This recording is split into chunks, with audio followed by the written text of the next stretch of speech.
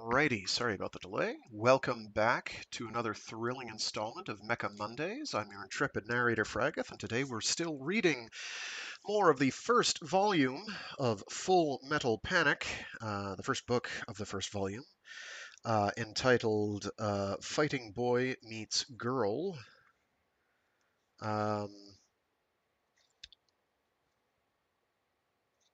In which we've been introduced to our varied cast of characters, most of them anyway. Some we will have to learn more about later. Um, and we've got some character introductions to be done in later volumes as well. So the setting is a alternate timeline from our own. So the Soviet Union is still around, and one of the main backbones of every superpower's land combat force is something known as an arm slave, or AS, which is a bipedal humanoid combat mecha. And there's a shadowy organization known as Mythril, who is kind of an independent player that kind of tries to keep all the various superpowers in check. More on what they're actually up to later. Um, anyway, this organization has recently come into intelligence that shows that a high school girl named Chidori Kaname is going to be abducted by the Soviets. Um, Technically a faction within the Soviet Union, but don't worry about it. Anyway, they send Sagara Sousuke to keep an eye on her, and this does mean he has to go to high school. And unfortunately, for reasons that will be made clear in later books, if not this one, um, he has absolutely no social aptitude whatsoever. He doesn't really understand the whole um, how to act as a average, everyday, early 2000s high school kid in Japan. Even though he knows Japanese, he knows all sorts of things. He's young enough to fit in, but he just has no idea what he's doing. So it's a bit of a comedy of errors for him. Um, but it looks like the Soviet facility that Mythril was keeping an eye on has been destroyed.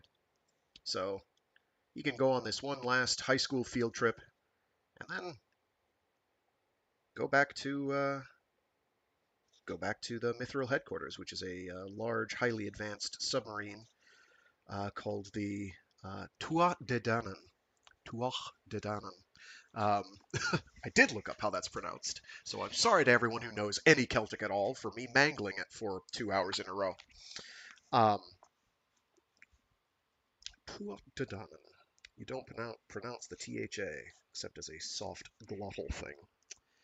Um, I will almost certainly forget how to pronounce that some way through here, if not in this reading. Anyway, hopefully it's not too early for them to let down their guard, though. Because what if someone else wants to get their hands on her? Anyway, without further ado, let me grab some water real quick, and a sip of water. I have water with me, and we'll get rocking and rolling.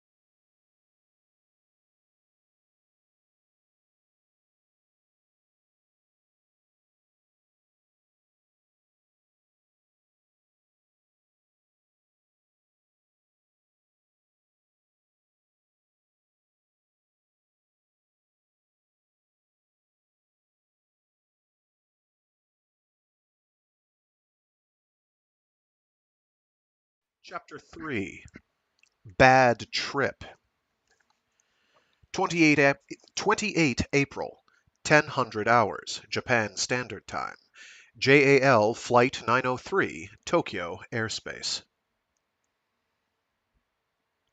The captain set down the cabin mic and looked behind him. A man was standing before the cockpit door, holding a gun with a laser sight and smiling brightly. "Well done," he said. "We don't want the passengers worrying, after all."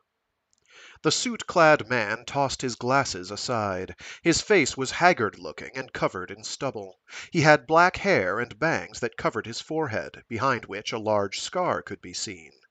"Are you crazy?" the pilot asked. "Using explosives on a plane in flight?" "It was only a little blasting powder, just enough to blow the lock off the cockpit door." "You could have killed yourself, too." "Killed myself? I suppose you're right." The suit-clad man let out a chilling laugh. Then, noticing the way the pilot's eyes were running over the instruments, he said, "Plotting a new course?" It was as if he had read his mind. "The blast may have fouled up the electronics," the pilot answered. "We'll need to make an emergency landing." "Oh, you think something's broken?" The terrorist gazed with interest at the pilot's console, eyes narrowed. "Yes, I'll pass on your demands. Just let me take us back to Haneda." "Is this what's broken?" The man pointed the laser sight at the captain's head and unceremoniously pulled the trigger. There was a crunch of shattered flesh and bone, and the pilot died instantly. Yes, it does seem broken." The man let out a cackle, then made a sound like an emergency alarm. "What have you done?" the co-pilot cried, covered in his companion's blood. The man flicked the red laser to the co-pilot next. Laser sights weren't much use in real combat, but perhaps he enjoyed the way it inspired fear in his targets. "Are you broken, too?" Don't do it! You won't have anyone to fly the plane!" "You think? But I've always wanted to fly a plane like this. Is it fun? What do you think? Give me your expert's opinion." Grinning, he leaned in close enough that the co-pilot could feel his breath. "Don't kill me!" "I asked you if it's fun, stupid." But just before he pulled the trigger, "Gowron!" a new voice prevented him. Another man entered the cockpit. He was enormous, close to 2 meters tall. He wore a suit and glasses and looked just like a businessman on a work trip. "Oh, is that you, Ko?" "What are you doing? Why did you kill the pilot?" "He lied to me. The little fool was mocking me." He made a show of poking at the corpse. The large man, apparently named Ko, snatched Gowron's gun away and said, "And who did you expect to fly the plane?" "I'll do it. I've flown transport craft before, after all." "A passenger jet isn't like a military plane," Ko told him. "And if you really had to kill someone, you should have used a knife." "A knife?" Gowron protested. "How barbaric! I'd never touch the vicious things." Ko grabbed the contemptuously grinning Gowron by the lapels and hoisted him upward.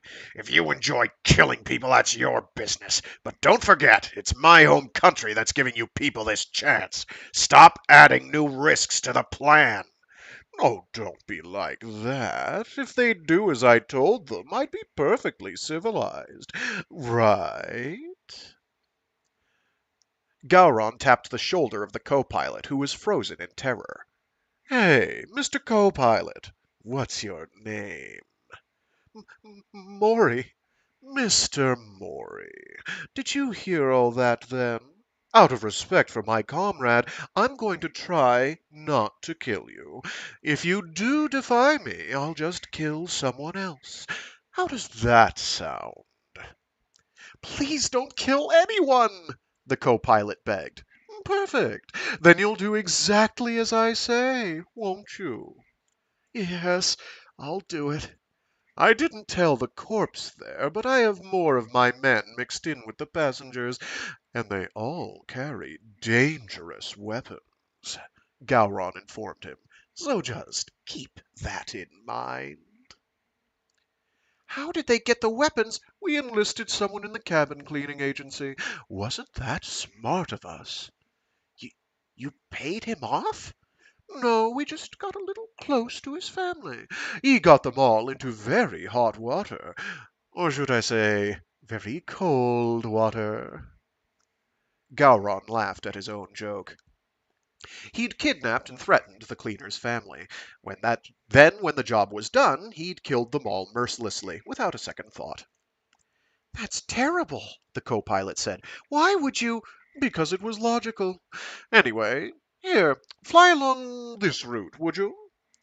Gowron took a flight map from Ko and showed it to the co-pilot. The blood drained from the co-pilot's face. North from MIMOD? Final destination Sunan? That's North Korea! Yes, a country famous for its poverty. I'm sure you're aware of it. They'll shoot us down, the co-pilot wheezed. No, they won't. They know we're coming. If you follow my instructions to the letter, they'll even send an escort. And they do use ILS, though it's not the most accurate, given the state of the country. Now listen. Once we pass this point, you'll identify yourself as... Gowron laid out his detailed instructions.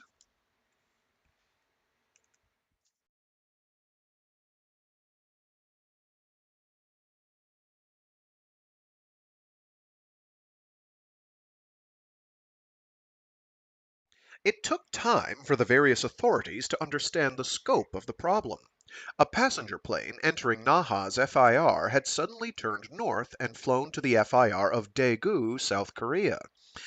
At first, the Civil Aviation Bureau of MLIT was in chaos.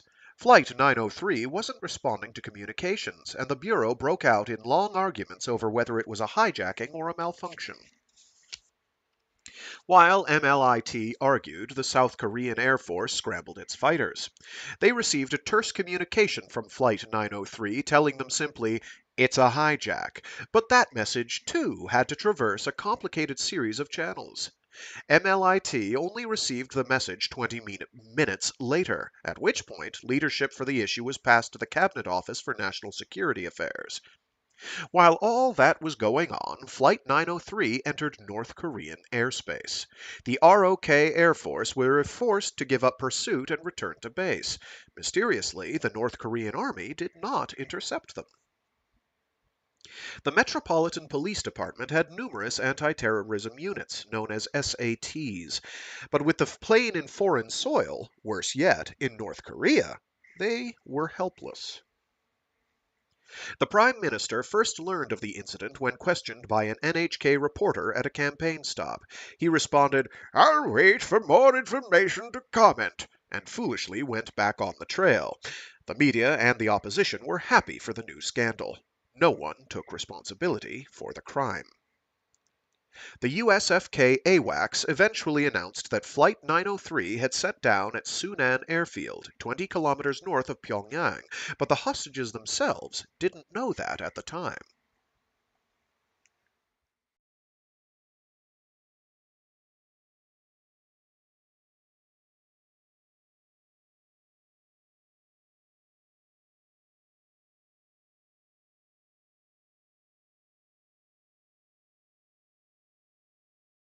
April 28, 1155 hours, Japan Standard Time. Sunan Airfield, Pyongyang International Airport, Democratic People's Republic of Korea. Something wasn't right here. Most of the passengers had picked up on that by now. They should be getting close to Okinawa, but the scenery down below was all mountains. They tried asking the stewardess, but that got them nowhere. All they offered was, "Don't worry," and "We'll be landing soon," and "It's because of the weather." Eventually, the plane started landing procedures. An urban region was visible to the right of the runway. It looked deserted and dingy, though. There were lines of old factories pouring black smoke into the sky. It seemed like a city rife with pollution sickness. It was like they'd traveled 40 years into the Japan's past. I knew something wasn't right, Kazama Shinji said, looking out the window. This isn't Okinawa. It's not even Japan. I believe you're right, Sosuke responded. The two of them had been the first ones to realize something was wrong. When they were still over the ocean, they'd caught sight of an ROK Air Force F-16 out the window. What would a South Korean fighter be doing over the Pacific en route to Okinawa? Soon the jumbo jet landed. A few dozen meters away stood rows of warehouses, in front of which old-fashioned military aircraft could be seen, silver-bodied tubes like carp streamers with wings. Sagara-kun, Shinji observed. Those are MiG-21s. No, wait, J-7s. There were tanks, too, two of them with strangely old-fashioned makes. Look at that! He cried. Are those T-34s? Those hunks of junk from 50 years ago? Then, at the same time, there were arm slaves. They could see at least three from where they were sitting. And then all of a sudden, cutting-edge arcade 92s. Talk about a tech gap. The long-limbed Soviet ASs with khaki-colored armor carried a brand of AS rifles that were common in the East. Um, if I recall correctly, they look like AK-47s that have been upscaled considerably to be held in the hands of a giant robot. Western armies codenamed them Savage, and they were often seen in countries supplied by the USSR. Sosuke knew those ASs very well, too. He'd piloted them, and he'd fought them. The actual robots themselves, the Savage looks kind of like a frog. It's got like a solid single body that's kind of bulbous with like a flat head. And then it's got like smallish arms and legs coming out of it. They're kind of cute, honestly. Seeing the weapons scattered across the runway, Sosuke now knew for sure they were in a North Korean airfield. What's going on here? He wondered. Mao had said that Kaname was in the clear, yet their plane had been hijacked. It couldn't be a coincidence. Some unknown enemy had chosen this method of kidnapping her. It was flawless. With several hundred hostages to worry about, even Mythril would be hard-pressed to intervene. And it occurs to me that I misspelled Mythril in the text description of the stream, but whatever. Um, to make matters worse, they'd landed in North Korea.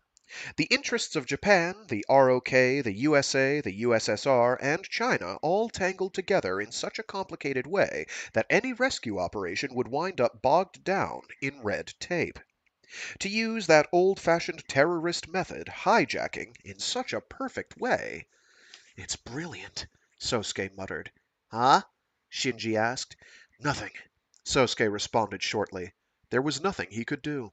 He didn't have a gun at the moment, and even if he did, it wouldn't help him much.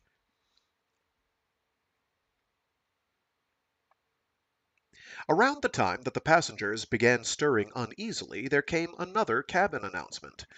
Attention, passengers! Thank you for flying with us today. It was a man's voice again, but it was different from the one who had spoken to them after takeoff. Oh, that's the co-pilot. I'll be taking over for the captain of this plane. Now, as many of you will have already realized, we are not at Naha Airport. We've been forced to land at Sunan Airfield in the Democratic People's Republic of Korea. What did you say? Their homeroom teacher, Kagurazaka, shouted out loud. Catch on a little earlier, ma'am. Shinji clutched his head.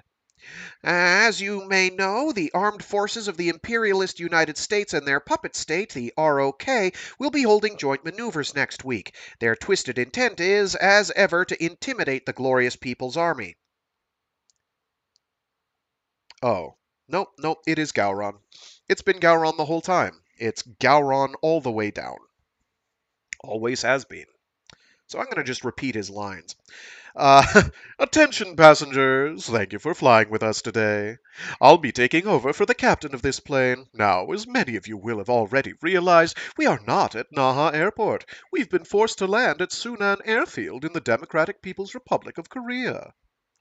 As you may know, the armed forces of the imperialist United States and their puppet state, the ROK, will be holding joint maneuvers next week. Their twisted intent is, as ever, to intimidate the glorious People's Army. In order to crush the American Empire's ambitions, I've brought this little show of solidarity to my comrades in the People's Army, etc., etc. Even I'm embarrassed by that spiel.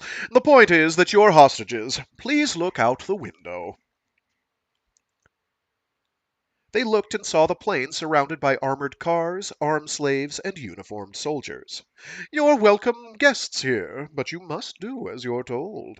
If you try to escape or show any signs of resistance, we will shoot you all without hesitation.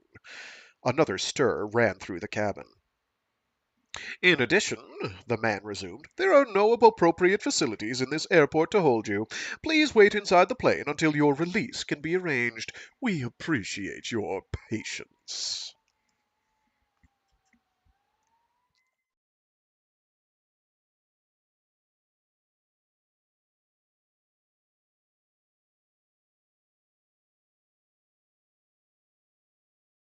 April 28, 0405 hours, Greenwich Mean Time. Central Control Room, Tuach de Danann. Periscope depth, Tsushima Strait.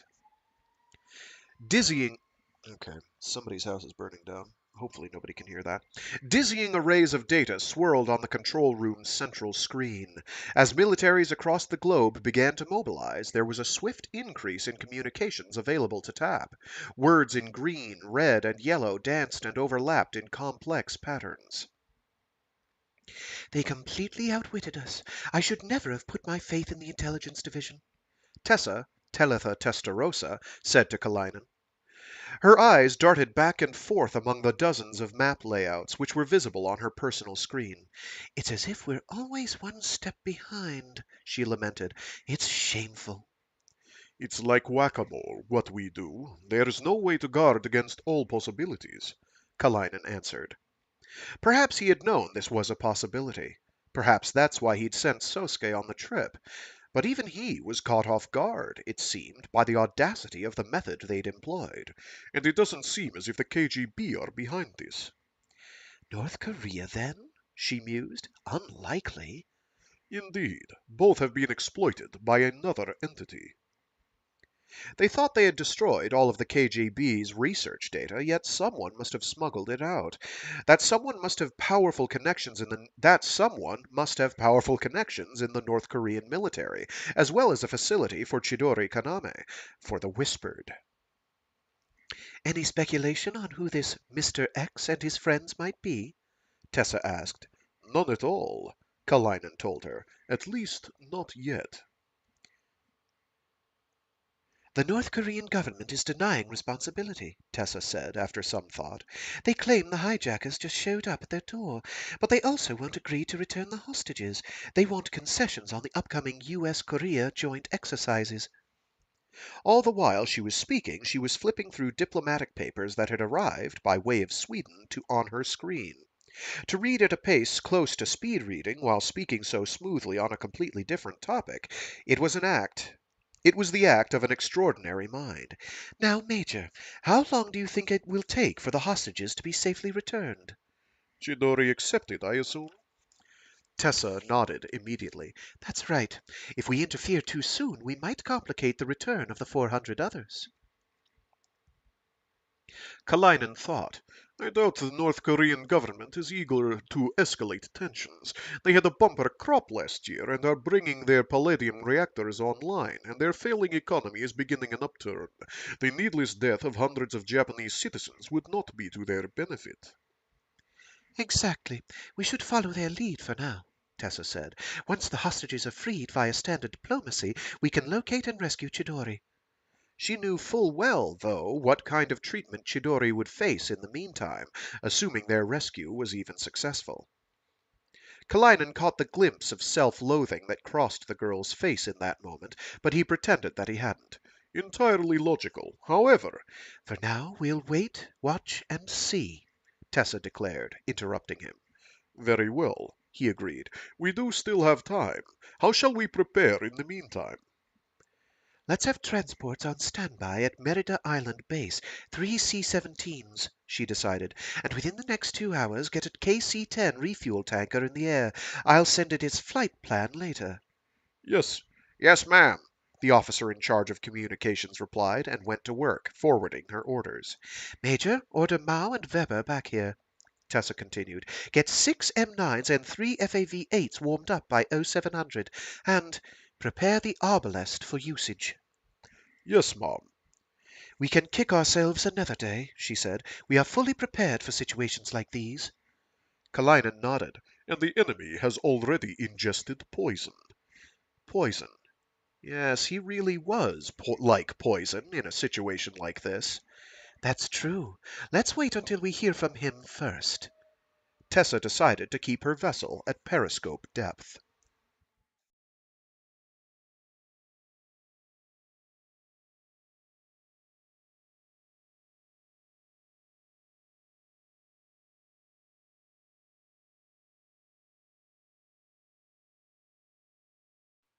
28 April, 1718 hours. Japan/North Korea Standard Time.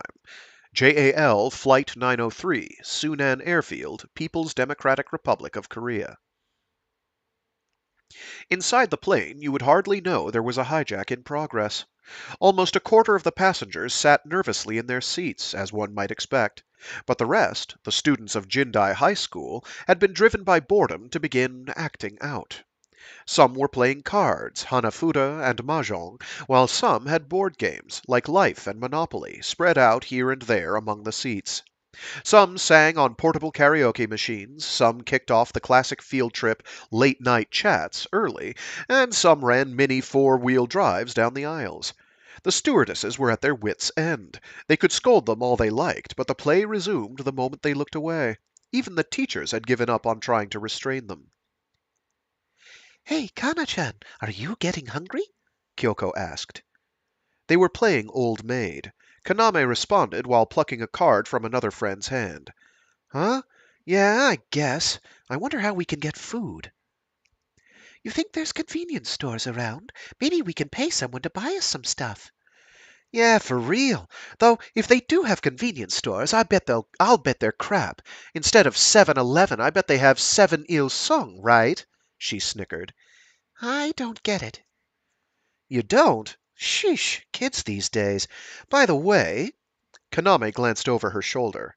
Sagara Sousuke was sitting nearby, gazing out the window with an air of nonchalance. Even at a time like this, what the heck is he thinking about?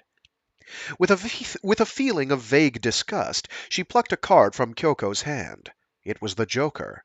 Oh, damn it! Yes! Her friend cackled. Sucks to be you! Suddenly a hush fell over the plane. To be more precise, it fell across each row of students in turn, like a shock wave that emanated from the entrance. 3 men, armed with submachine guns, had entered the cabin. They were led by a man who was unarmed, but smiling brightly. This man wore an expensive suit, probably Italian, and adjusted his lapels before spreading his arms magnanimously. Now, we didn't come to stop the fun. Continue. But except for a few who were just that brazen, the kids didn't feel much like going back to their games now. The leader whispered something to one of his men, then pointed in Kaname's direction. What's this all about? Kyoko looked nervous. The other students had started whispering among themselves as well. There we go. Much better. Emphasis on the right syllables. The man in the suit took a few steps in their direction, then stopped. You there, he said evenly.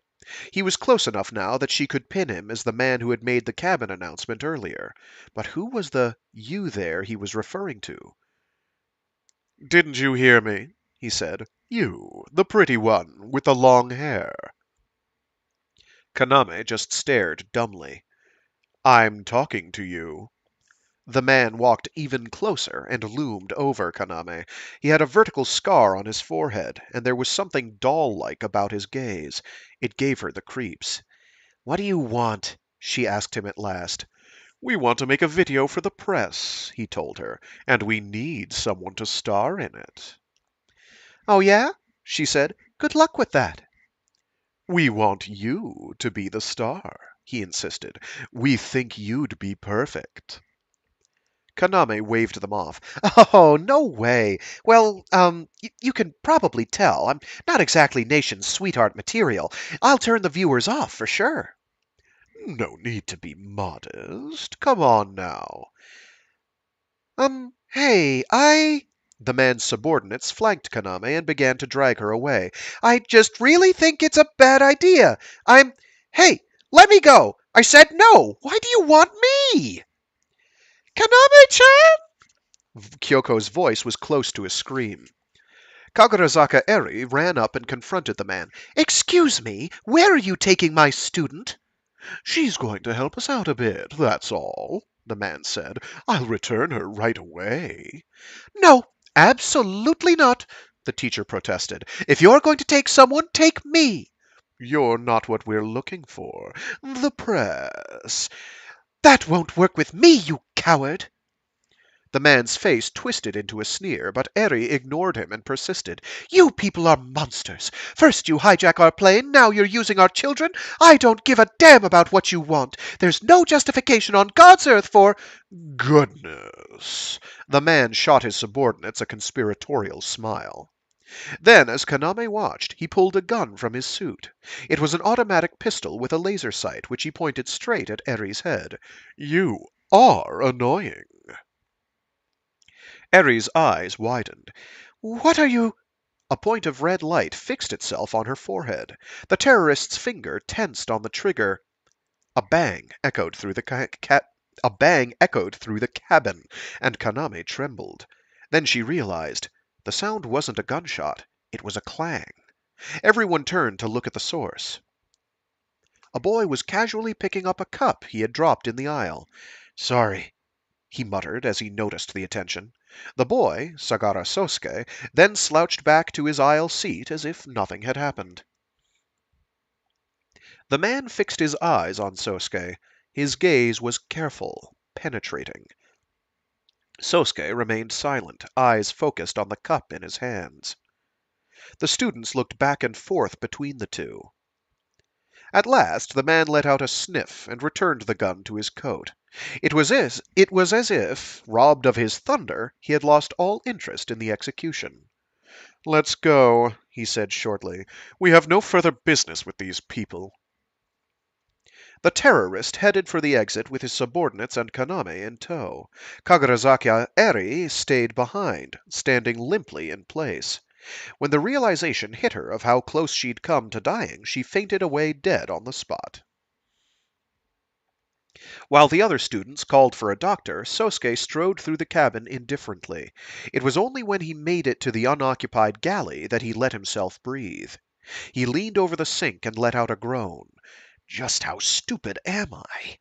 Even he knew it was madness to intentionally draw your enemy's attention, but he also knew that it had been the only way to save Eri.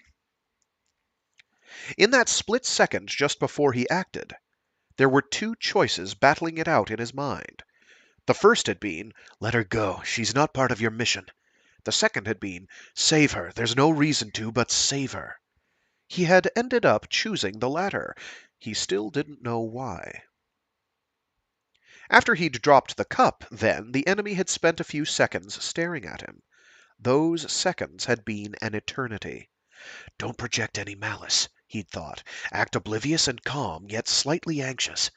Even for Sousuke, a paragon of willpower and self-control, those few seconds of performance had been exhausting. That was close, incredibly close. It's a miracle he didn't recognize me.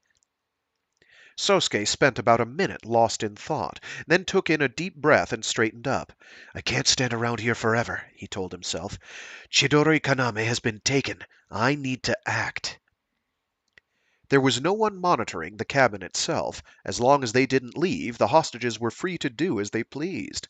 The plane was out of fuel, so it couldn't take off. The terrorists had likely destroyed the long-distance radio equipment, so they couldn't contact the outside. It was a perfect prison. And yet, Sousuke needed to escape it. First, he'd get his things from the cargo hold. Then he'd do some recon and contact his allies. After that, he'd have to find Kaname. Once he'd confirmed that no one was watching, he crawled into the galley's elevator and took it down to the cargo hold. The hold was pitch black, lined neatly with containers, a few dozen of them, each as tall as a person. Sosuke pulled a penlight from his pocket and began to go through them, one after the other, searching through the luggage inside. In the 13th one, he finally found his bag. He didn't need the clothes or the toiletries. He needed... There we are. A satellite communicator with a powerful encryption function, a 200,000-volt stun gun, powerful enough to knock out most men in one hit, a medical kit and a survival tin, which he jammed into his pockets. It was too bad he hadn't packed a gun or knife. He'd gotten it all in order and was about to close the container when a loud whirring sound filled the hold. The cargo doors were opening. Hurriedly, Sosuke closed the container. He tried to sneak away, but had to settle for jumping behind a pile of bulk bags. With the cargo doors now open, a group of men filed in. Sosuke wasn't sure if he was fully hidden or not, but he couldn't afford to move now. All he could do was lie behind the bags and hold his breath. The men were heading right for him. Their footsteps sounded purposeful. Firearms clinked against the metal in their belts. He counted 1, 2, 3 of them. They moved as if they'd had combat training. If they found him, he'd have to fight. But unarmed? And without knowing how many more were outside?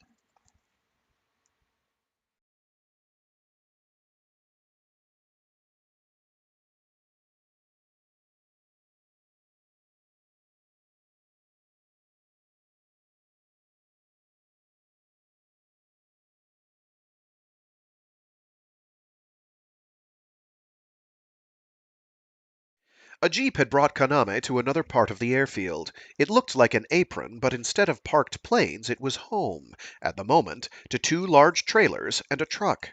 The truck was emitting a noisy hum. Maybe it was serving as a generator. The area was illuminated by blinding mercury vapor lamps, while 3 or 4 men in suits with machine guns seemed to be standing guard over the trailers. The trailers themselves looked like OB vans, but she couldn't find any sign of an antenna. What is all of this? She asked.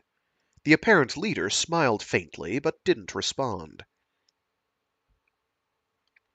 She was taken from the jeep and led toward the black trailer. Inside, it was packed with electronic and medical devices.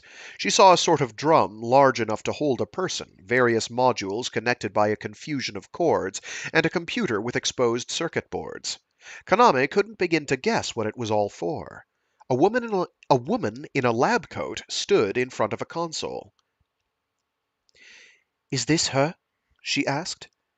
"Yes, begin the tests at once," the apparent leader responded. "Tests?" Kaname asked nervously. "What are you—" "Put these on." The woman cut Kaname off and held out a blue hospital gown. "Why should I?" Kaname demanded. "Your uniform has metal in it.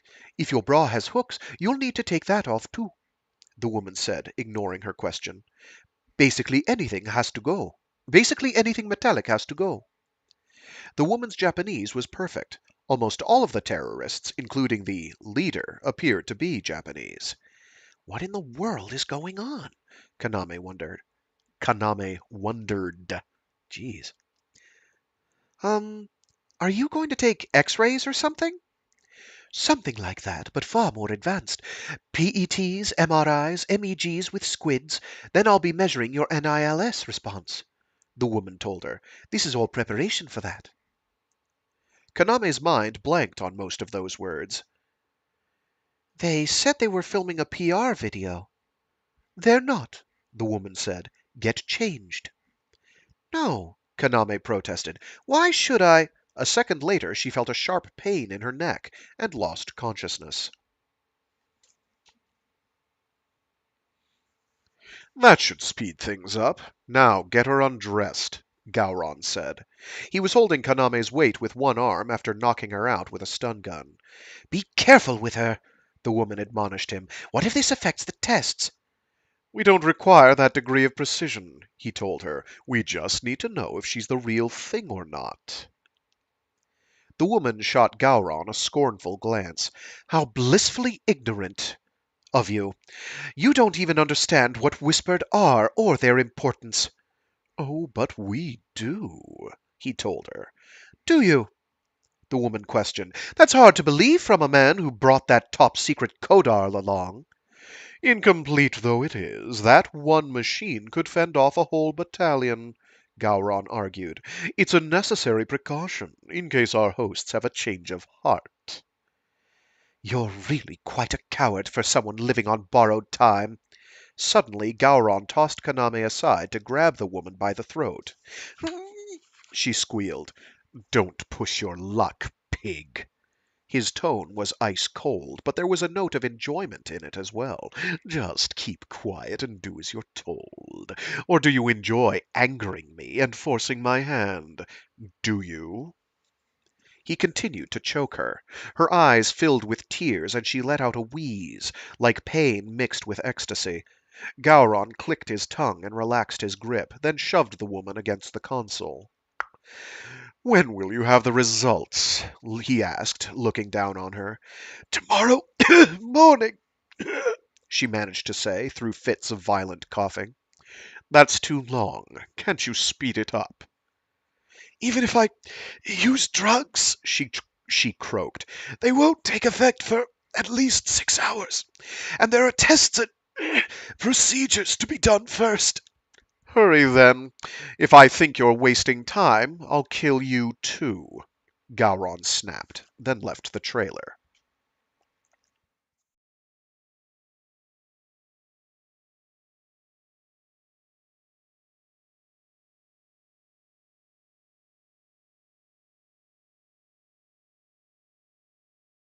Thankfully, the three men didn't seem to notice Sosuke among the bags. They passed by, so close he could have reached out and touched them. From the corner of his eye, he could make out their backs. The suits they wore suggested that they weren't soldiers from the base, but terrorists who'd come mixed in with the passengers. Where is it? One asked. He was speaking Japanese. Should be around here. It's the only yellow container. Ah, there it is. They seemed to have business inside the cargo hold. Sosuke could hear the container roll out on the ball bearings that covered the floor. There's no chance of it going off, right? Of course not. It's perfectly safe unless triggered manually. He heard them open the container. One of the men whistled when he saw what was inside. Would you look at that? Didn't think it'd be so big.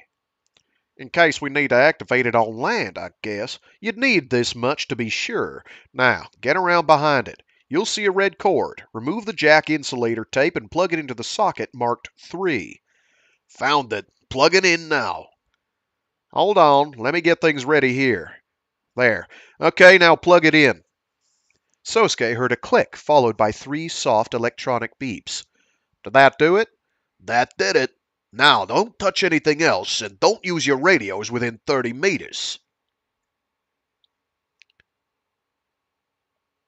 The men closed the container and returned it to its original position. Their business apparently complete, they dusted off their suit jackets and headed back to the cargo doors. Who knows about this? One asked as they went. Just you, me, Sakamoto, and the boss. None of the Koreans. Ah, well, it feels like a waste. All those feisty high school girls up there. I'd love to take one out and really give it to her. It's not as if they're going to count the bodies. Don't be stupid. That would tip off the locals, and the boss would kill you. Only if he found out. Then I'd report you. I don't want the boss to kill me. Fine, I'm kidding anyway. The terrorists left, and the cargo doors closed. The hold sank into darkness again. What were they doing here? And what did he mean, count the bodies? Sosuke pulled out the yellow container the terrorists had been discussing. Then, after a moment's hesitation, he opened it. His penlight revealed the contents inside, and he gasped. Damn them! Inside was a bomb. A massive bomb. There were two tanks, 1.5 meters tall, and filled with explosives. The binary liquid kind, most likely, the same stuff used in an AS's rifle. Beside the tanks sat a case with a small electronic circuit inside, and what looked like two backups. The red light was on. The bomb was armed. This much high explosive, if detonated, would blow the plane to smithereens. A single press of a button from one of the terrorists in the airfield, and all 400-something passengers would be dead. Sosuke doubted that he could disarm or disable it. He knew more about bombs than most soldiers, but he wasn't exactly a specialist, and he didn't have any of the tools that he'd need for testing and disarmament. If he messed with it too much, he would just end up setting it off. They're going to blow up the passengers to cover up the kidnapping, he thought. If the hostage group made it back to Japan and Chidori Kaname wasn't with them, problems would arise. The Japanese government would seek her return, and North Korea would have to address the issue. That would be bad for the terrorists. Instead, they'd send the jumbo jet back to Japan, then blow it up over the ocean. The government wouldn't be able to confirm the bodies, so Chidori Kaname would be presumed dead.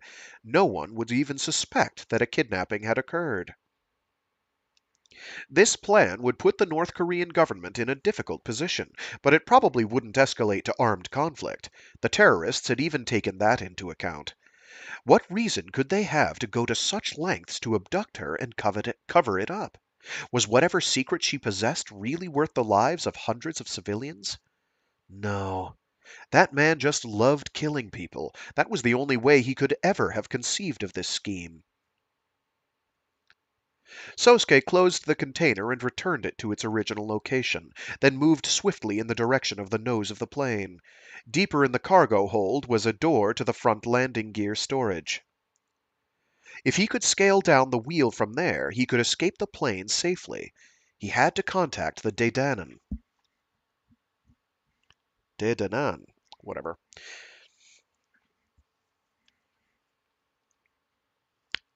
A cylindrical coffin. That was the best way to describe the device Kaname found herself in. It had walls made from plexiglass that looked brand new. From time to time, the platform she was lying on moved, letting out a low hum. Kaname's head was fixed in place with a strap, and she was wearing a goggle-like head-mounted display. Its screen kept showing her symbols and pictures, one strange image after another. A star, a circle, a square, a tree, a bottle, a stick. Occasionally she'd see an image that looked vaguely obscene. She found herself yawning. She couldn't help it. She'd been lying there for close to an hour. "Don't sleep," the doctor said. Yeah, Kaname groaned back. After being knocked out, she'd awakened to find herself strapped to this machine, wearing nothing but a blue hospital gown. Even her bra was gone. She was about to start kicking and screaming when she thought about it being removed in front of that man, but the woman reassured her that she had been the only one present. Rationally, she thought, I should be more afraid than I am. I've been isolated in a crisis situation, and that terrorist, he was really going to shoot Miss Kagarazaka. If Sagara Sousuke hadn't dropped that cup then, something really awful might have happened. The hand of death. That long-forgotten sensation she had first felt when witnessing her mother's death was reviving, slowly but surely, inside of her. "No one in this world is invincible," it told her. "You could be the next to go." That's right, Kaname realized.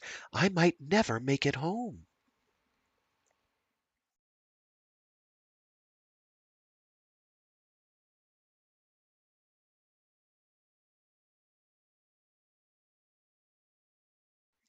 In a storehouse on the edge of the airfield, 500 meters from the plane, Sosuke unfolded the antenna on his satellite communicator. He looked at his compass watch, made a few simple calculations, then pointed the antenna toward the southern sky. He put on his headset and tapped a few things on the keypad. 5 seconds later, he was connected to Mythril's West Pacific base, which was 3,000 kilometers away. Yes? It was a woman, an officer in charge of communications. He'd talked with her several times before. "This is Uruz 7 of the Dedanan. Sergeant Sagara, B3128. "Confirmed. Sosuke, are you all right?" Affirmative, Shinohara, he said. Can you put me through to the Tuar Dedanan? Yes, just a minute. The transmission cut off. She was forwarding the satellite signal, putting him through to where the Tuar Dedanan was now, hiding somewhere in the ocean. Sagara-san, are you all right? It was another woman's voice, Talitha Testarossa, their commander-in-chief. Affirmative, Colonel, ma'am. It was an absurdly formal way to talk to a girl his own age, but to a mere NCO like Sosuke, Colonel Testarossa was on an entire other plane of existence. She was the captain of their vessel. He didn't know why she was also their commander-in-chief, but regardless, she was someone to whom even Major Kalanin paid respect. She must possess incredible intelligence and leadership. Good. Hold on a minute. Her voice grew more distant. Major? A man's voice took over. Sergeant Sagara, this is Kalainen. Report. I'm at Sunan Airfield, Sosuke answered. There are roughly two factions of hostiles. One, a Japanese organization that perpetrated the hijacking. I believe the other is the local military. As far as I can tell, the base's security level is low. Their forces include... He outlined everything he'd learned about the base from his hour and a half of recon since escaping the jumbo jet. What parts of the facility were active, the number of security forces, the morale and discipline of the soldiers. He gave them information about the plane's location and situation as well. The two officers listened calmly to his explanation and pressed for more information on the most vital points. The revelation that Chidori Kaname had been taken didn't change their responses. But when he told them about the bomb in the cargo hold, Tessa's voice became tense. What did you say? It looks extremely difficult to disarm, Sosuke told her. I can't do it with what I have on hand.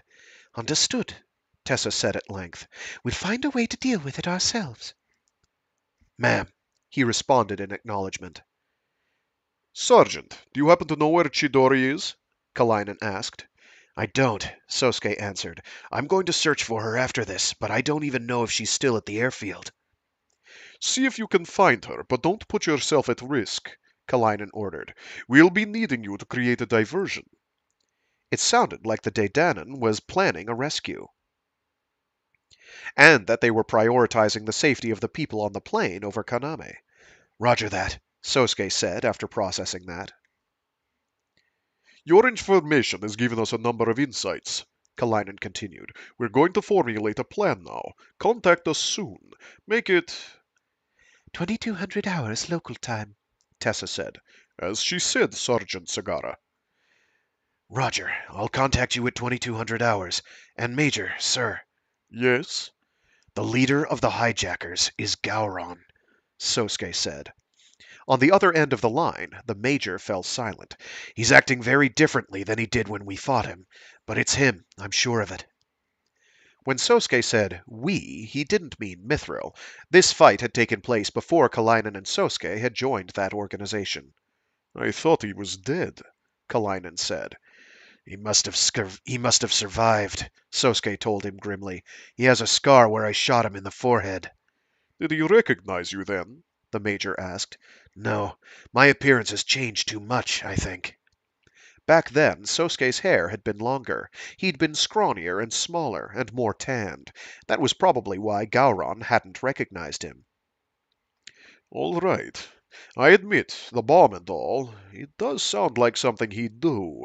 Remain vigilant, Kalainen ordered. Roger that. Ending transmission. Sosuke turned off the communicator and folded up the antenna. He put his things away and was just about to move when... Hold still, said a voice in slightly accented Japanese. From behind him there came the sound of a gun cocking.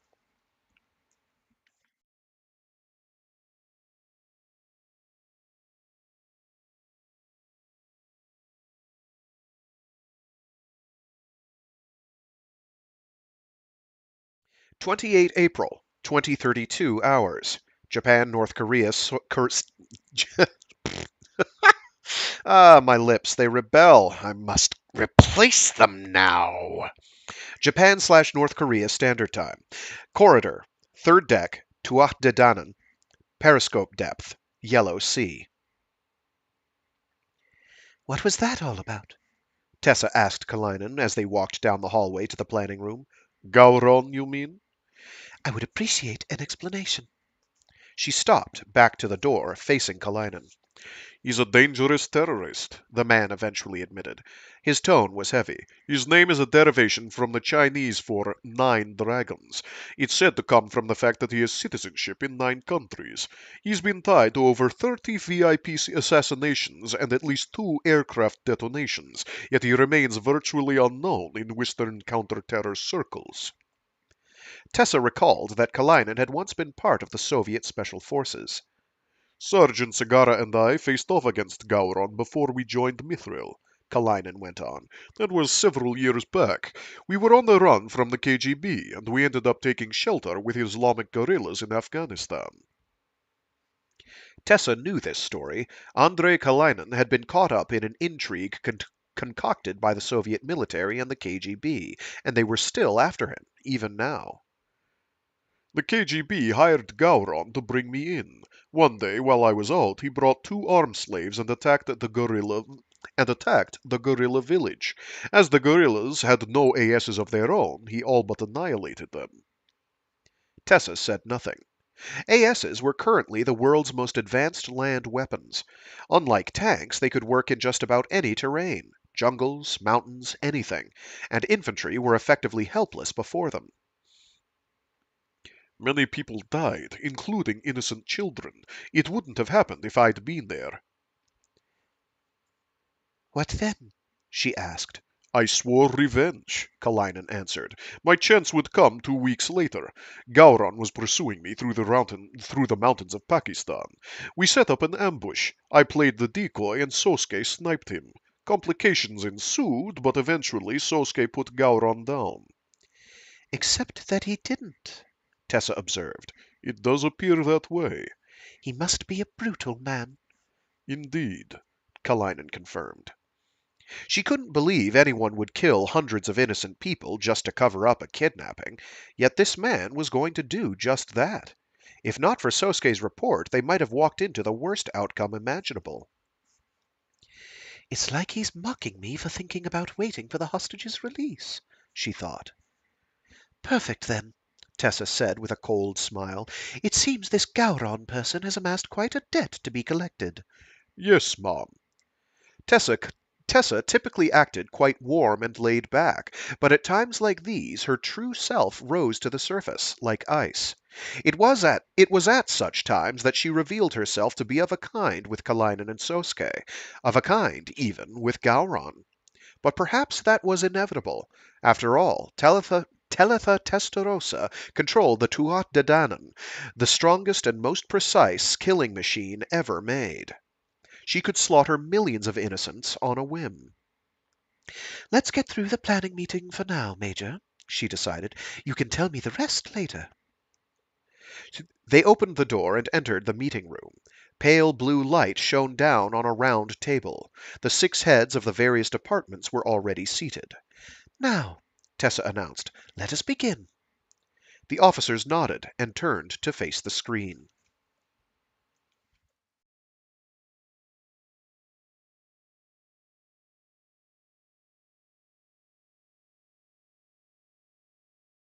April 28, 2033 hours, Japan/North Korea Standard Time. Sunan Airfield, People's Democratic Republic of Korea. Turn around, slowly. Sosuke did as he was told.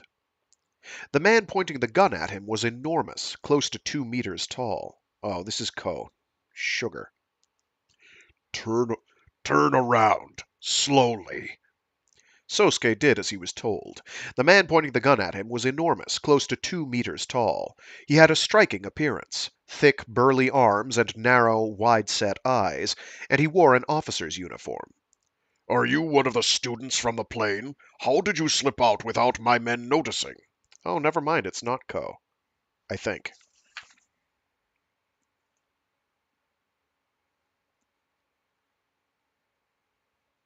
Yeah, it's just some guy. It's just some guy. Sorry. Uh, Did I read his line? Yes, I did. "Are you one of the students from the plane? How did you slip out without my men noticing?" The officer was maintaining a cautious distance, the corners of his mouth slightly upturned. He was alone, and Sosuke couldn't see any other soldiers in the area. Perhaps he'd been doing rounds to double-check airfield security. "You were contacting someone, weren't you? Tell me." The officer pressed him. Eventually, Sosuke spoke. "I was contacting," he began, and then with a natural motion he threw the transmitter at the man. The officer, who had unconsciously leaned in to listen, found his reaction time just a little bit delayed.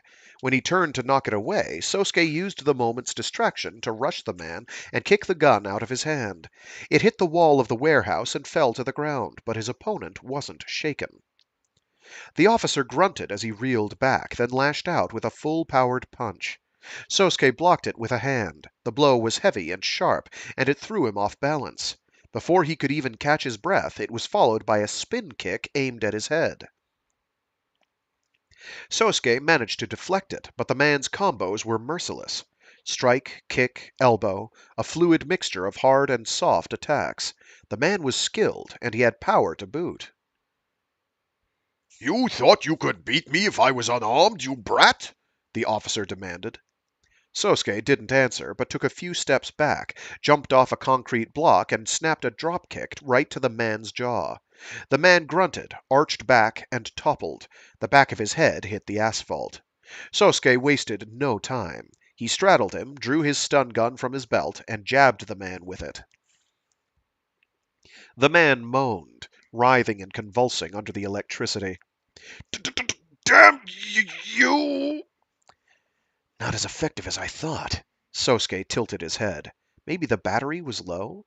You, who are you?" "I'm the trash duty officer," he answered. At last, the man fell silent. Sosuke carefully bound his arms and legs with wire from the storehouse, then checked to see if his transmitter had survived. The outer shell had broken in the fall, and the innards were exposed. The LCD panel was cracked, too. He pressed the power switch, but it wouldn't boot up. Drat. He couldn't contact the Dedanan now. Dedanan. There we go. Better. Sosuke picked up the man's gun, checked to make sure there were no more soldiers around, then took out his pocket medical kit. Packed into a box the size of his palm were antidotes, sulfuric acid, aspirin, morphine, syringes, and other tools. Among them was a small bottle filled with alcohol.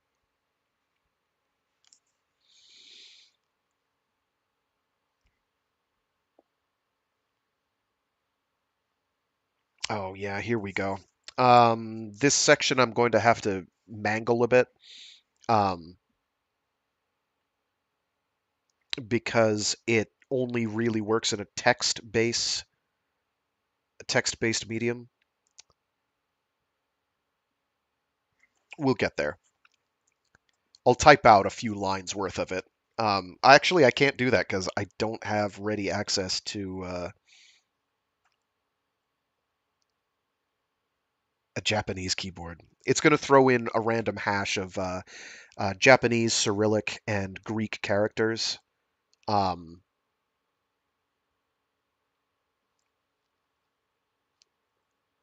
so I'm not going to be able to read the whole thing out, but I'll read out as much as I can. Kaname had been stuck for hours in the stuffy drum thing. She couldn't move due to her restraints, and her shoulders and butt cried out for relief. She had begged repeatedly for a chance to rest, but the doctor turned a deaf ear to her pleas. Meaningless images continued to scroll past her. When she tried to close her eyes, the doctor seemed to notice it. She would scold her, telling her to keep looking forward. A refusal to focus would just prolong the tests. Suddenly, without warning, the parade of images stopped, and the world around Kaname went black.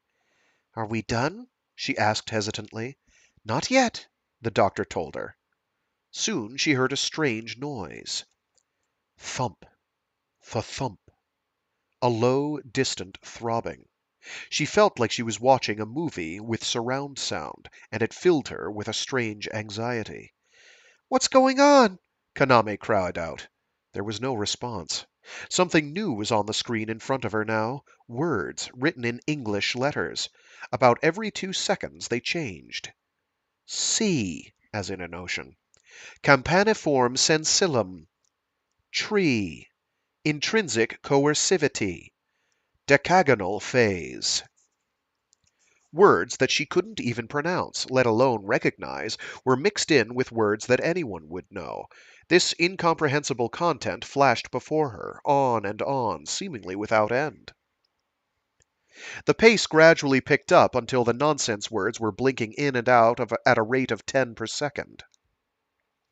Eventually, the simple English words were phased out, replaced almost completely by specialist jargon, chemical formulas, and numerical expressions. At some point, Kaname found herself enraptured. What's going on? She wondered. Then it occurred to her. I know this. I've seen this before? She knew what these words meant. She hadn't really seen them before, yet she understood them well. Better than anyone in the world, better than the greatest scientists. 2D quasi-crystal structured alloy, something in her head told her. Nickel, titanium, frame structural material, part, stabilizing zinc zirconia, magnetic anisotropy 8 in rare earth ion directional iti tosknut nonlinear deviate, praseodymium, terbium, dysprosium, no polyalamide gel and foam, flex RGZE, sexy, ooh, that's SECHC, SECH, capital C, flexible, nafishal, muscle. On and on her mind raced. Delta DT, FE, DFE, DGPP, Fala, Palladium reactor, YP sealed at G section G, cubilacial lattice, triple hydrogen, degrees Celsius. JHI, electromagnetic hologram camouflage, 130130, third. MGO E, maximum magnetic energy compression session P stage kilowatts former partial derivative BB barium titanate perovskite type R reversible phase transmission Carbo KKKUN composite armor nano compo WPC dome sensation based there's a K in the middle of that Preshka or detection erbium Disp halt ailment in 10 square meter. Knowledge burst into her head like an erupting volcano, setting her consciousness aflame. She had never heard any of this before. Yet she knew it. She understood it. It was like someone was there in the back of her mind, whispering it to her. It made the hair on the back of her neck stand up. So in case you were worrying if I was having a seizure, I'm not. We're not going to have to deal with too many other things like that. But we are going to have scenes with that occasionally. Again, works in a visual medium, not so much in a read aloud. Ah, she moaned. Then the deluge cut off as abruptly as it started. The display went black and the strange, low throbbing stopped. The drum lifted off her head, and the platform on which she was lying slid out of the device. She felt exhausted. Her face was on fire. She struggled for breath. What was it she'd been looking at? Had it all been a dream? She felt like she'd been thinking about something extremely complex. How do you feel? The doctor removed her head-mounted display and peered into her face. Kaname found herself squinting against the ceiling lights. Like shit, she said at last. I see. Well, I'm sorry to say this, but we aren't finished, the woman said without the slightest hint of sympathy. Please, just let me go, Kaname pleaded. I don't want to do this sleep learning stuff. Learning? Ridiculous. You've known all of this since before you were born, the woman said cryptically, then pulled out a syringe.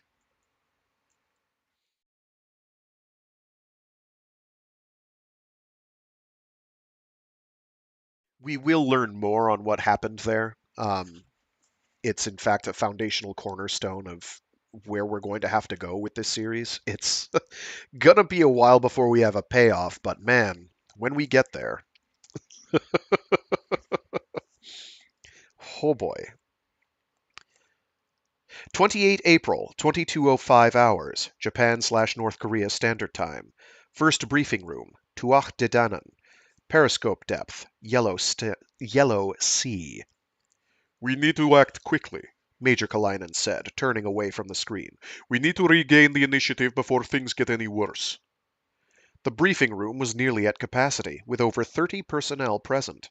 AS operators, helicopter and VTOL pilots, and infantry, all comprising a variety of races, ethnicities, ages, and sexes. Melissa Mao and Kurtz Weber were there too. Were My brain went German and didn't leave. No! Melissa Mao and Kurtz Weber were there too. They'd rushed back to the Dedanen when they heard about the hijacking. Mythril typically prefers to avoid incidents so in the public eye, but the unfortunate truth is that we failed to prevent this. We are responsible. Therefore, the major paused to look out over the group. The Tuatha I did it again. I knew I was going to do it at some point. Tuatha Dedanan. The Tuatha Dedanan. Ah, frickadoodle. One sec. Let me look up how that's pronounced once. I did this earlier and my brain forgot. I know it's Tua, but I can't remember what the Tuach. How to pronounce Tuatha Dedanan. There it is.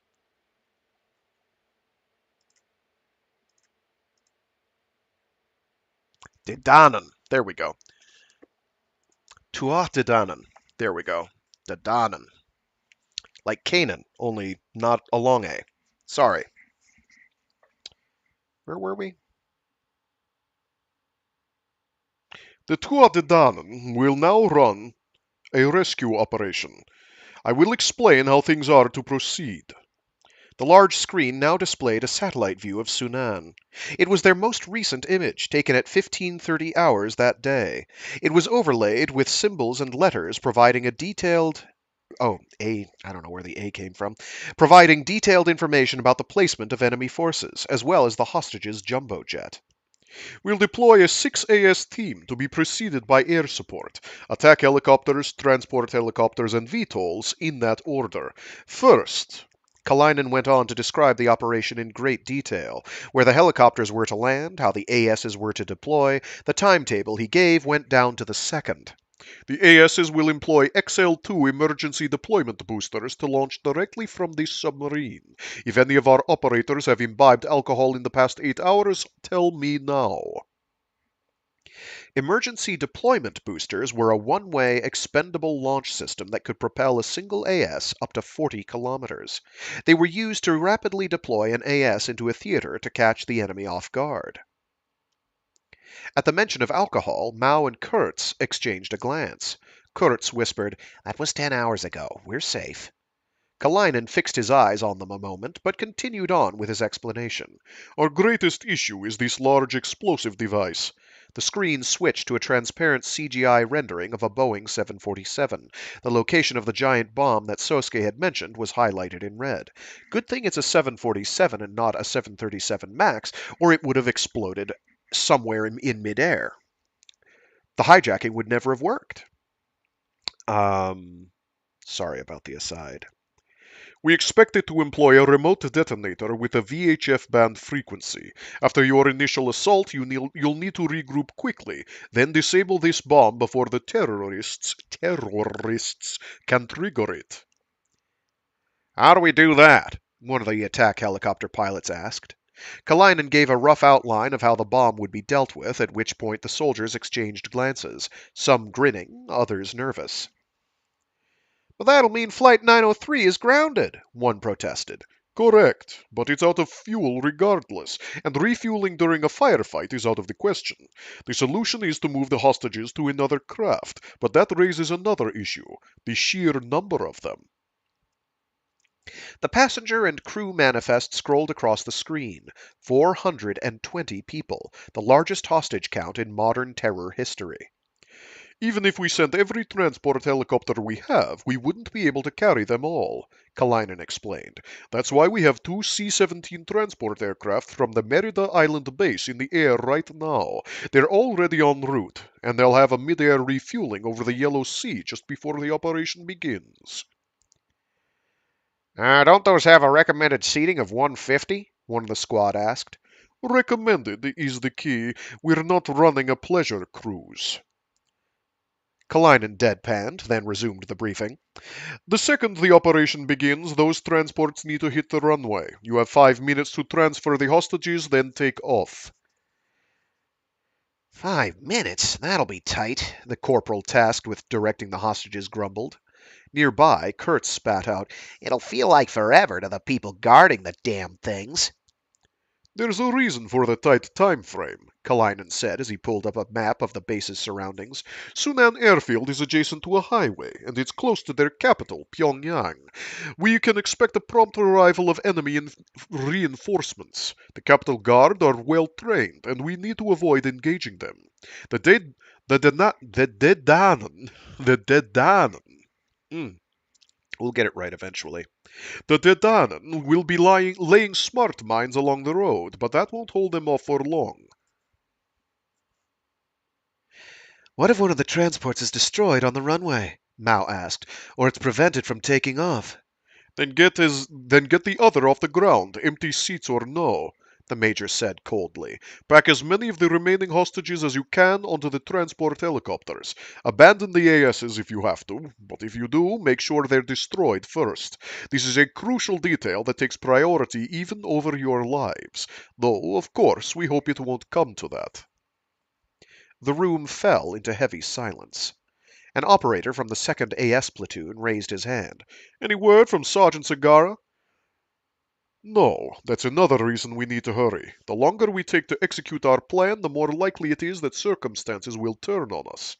Weather, intelligence, enemy readiness, the safety of the hostages, there are countless elements at play. We don't have time to do a dry run. Kalainen explained further the details of the operation, how the withdrawal should proceed, and other issues they could expect to encounter. Then he turned the screen off and began the wrap-up. As you may have realized, this plan contains very little redundancy. The slightest slip-up could be fatal. But if there's any team in the world who could make it work, it's ours. I have faith in your abilities. He looked over the room. Any other questions? The soldiers of Mythril said nothing. Then start getting ready, he ordered. Noise regulations are in effect. Dismissed. The group stood up, all at once.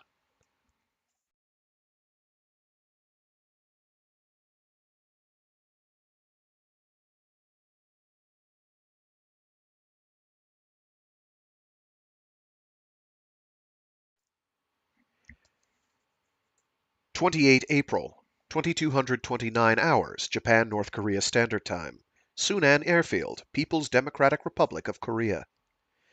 Hidden behind a rusty container, Sosuke surveyed the vehicles parked on the apron. A high-powered generator truck and two large trailers. Is that it? He wondered. The officer Sosuke had captured had told him that Kaname was in the trailer with all the power cables running to it. He had injected the man with enough alcohol to intoxicate and then talked the location out of him. Not the most reliable form of interrogation, he knew, but it seemed to have yielded results in this case. Then, once he was done with the officer, he'd knocked him unconscious and thrown him into a nearby manhole, still bound in wire. He wouldn't be found for some time. The area was brightly lit by mercury vapor lamps, and Sosuke had a clear view of everything. Security was three men with submachine guns. There was a man resting in the trailer's cabin, too. They were all wearing suits or casual clothes, which suggested that they weren't part of the airfield staff. He looked at his watch. 22:30 hours. It was past the time he was supposed to contact the Dedanan. What should I do? Sosuke thought. The safest thing would be to stay here and lie low. Then, when the rescue plan kicked off, he could storm the trailer and save Kaname. That would give them the best chance of meeting up with the others. But what's going on in that trailer? He wondered. He thought back to the girl he'd saved in Siberia 2 weeks before. They'd pumped her with drugs full of alkaloids and other dangerous chemicals, substances often used in truth serums. Sosuke knew the kind of scars they could leave on a person's mind. He thought of Kaname's face, her brow furrowed in anger. Her disgusted look, her disappointed look, her thoughtful look, and that smile she'd shown him on the station platform. That smile, like a cloudless blue sky, now crushed to bits, never to return. In its place, sunken eyes, a slack jaw, unattended drool and snot. Tormented by hallucinations, she'll gnaw on her own skin, gnaw it raw. They might not kill her, but they will tear her very being to shreds. Sosuke felt a burning impatience rising up inside of him, the urge to rush to her rescue. He couldn't remember feeling anything so strongly before. It surprised him and confused him. Calm down, he told himself. Your priority is the safety of the hostage group. Kaname is a secondary mission objective. Besides, those men might be monsters, but they've gone to great lengths to get her here. They won't destroy her in just one night. They'll experiment on Kaname, but they won't destroy her. It will be more like a slow strangulation with a silk cord. Damn it, he found himself whispering. Just then he was drawn out of his thoughts by a sound from the trailer. A gunshot from a medium-caliber handgun. You want to jump out now, but that's not necessarily the right move, his instincts as a professional soldier reminded him. Your interference now will make things worse. You don't know when the operation is scheduled to start. You don't even know if the rescue will happen. Just grit your teeth and watch for now. Don't sabotage your comrades' plan. Remember your mission priorities. That's right, he reminded himself. Only a fool and an amateur would leap out now. That isn't who I am. But what if Kaname was just shot inside that trailer? Sosuke found himself wondering. What if she's badly hurt? If I go in and treat her now, she could still pull through. I must know more first aid than whatever quacks they have here. His thoughts began to spiral. And what if those terrorists plan to shoot her a second time? What if she's in that trailer right now, crawling along the floor? What if Gowron points a gun at her head and... Kaname would... She'd... A feeling he'd long ago forgotten began to coil around his heart. He'd left it behind so long ago that he'd almost forgotten its name. What Sosuke felt in that moment was fear. Still, you can't just run out there. You'll just get yourself killed. Don't forget your mission, his reason commanded him. But a second gunshot came, and the next thing he knew, Sosuke was flying out from behind the container. He wasn't even thinking. For the first time in his life, he was ignoring his mission priorities.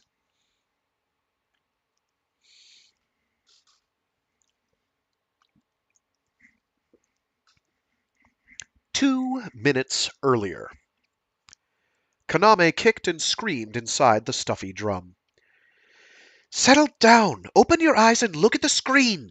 The doctor called to her, but Kaname continued to writhe, flapping her arms and legs and jerking her head against its restraint.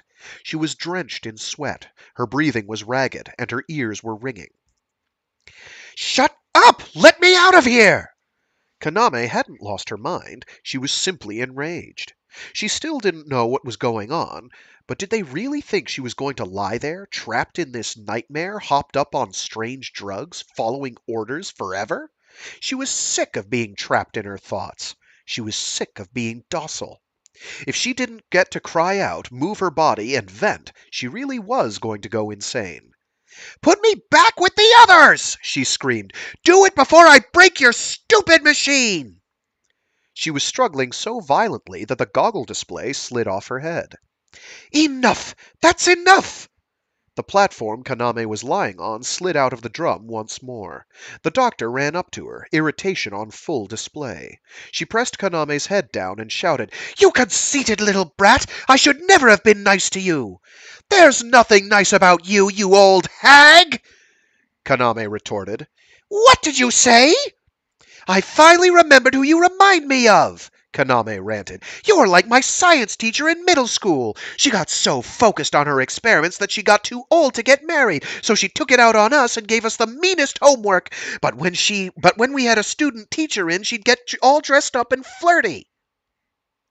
She hit the woman with a barrage of abuse, struggling all the while. One of her arm restraints had started coming loose, so the doctor tried to refasten it. She held her down by the wrist, used her free hand to remove the belt, and eek! All the sweat caused her hand to slip, allowing Kaname's right arm to go flying. Momentum slammed her elbow into the chin of the doctor, who staggered, hit the back of her head on the medicine cabinet, and then slid slowly to the floor. Ah, Kaname sobered immediately. Hey, you're not dead, are you? No response came.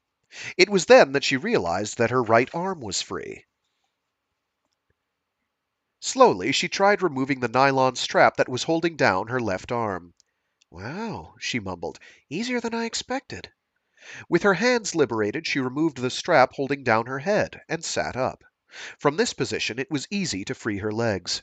Once she was out of her restraints, she checked the floor and saw the doctor, who was just coming to, moaning and trying to sit up.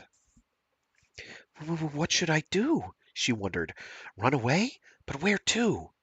She took one step toward the trailer door, then another. She managed to make it in front of the door, but then... Where do you think you're going? The doctor, standing up with great effort, pointed a small pistol at her. Come back here. Do as I say, or you'll regret it. No way, Kaname told her shakily. I'm not doing any more of your tests. The woman fired, putting a bullet hole in the trailer wall. Hey! The doctor fired again. This time, the shot cracked an LCD screen behind Kaname, who realized that the woman's face was locked in cold anger. She really might shoot her. Suddenly, the door opened. Two men charged in, both of them wielding submachine guns. What's going on here? A man in a suit, probably one of the guards outside, held Kaname at gunpoint as he surveyed the condition of the trailer. We had a bit of trouble, the doctor explained. I needed to teach the brat some manners. So you shot at her? Don't you know how much this equipment costs? 580 million yen. I don't need you fools to remind me of that. She turned back to Kaname. Now, come over here. The doctor put her gun away and beckoned to Kaname. The man snorted and gave her a push. The woman took a bottle out of the medicine cabinet and sucked some of its contents into a syringe. Hold the girl on the bed, would you? The men forced Kaname down on the dais, and she watched the woman squirt some clear liquid from the syringe. What are you going to... A little change in tactics. This is medicine that makes people compliant, the woman explained, as if enjoying her fear. It can also cause various impairments, especially to a growing young girl, so I had planned to hold off during the testing stage. But... Please, no, Kaname begged. Don't blame me, the doctor gloated. I tried to be nice. This time, Kaname knew there would be no struggling her way out of it. The men holding her down were too strong. They could snap her arms like twigs. No, please, she tried again. I'll be good. The woman chuckled. Too late. But just as the needle touched Kaname's arm, the men holding her, first one, then the other, both collapsed with a cry. What? Kaname looked up, stunned by her sudden freedom. The first thing she saw was the doctor, who was drawing back in panic. She wasn't looking at Kaname, but at something behind her. Curious, Kaname turned around and was stunned by what she saw. Sagara-kun?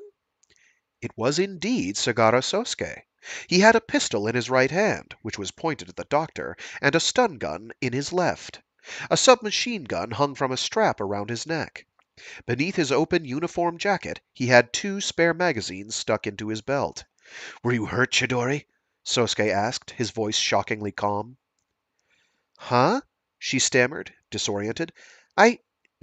No, but...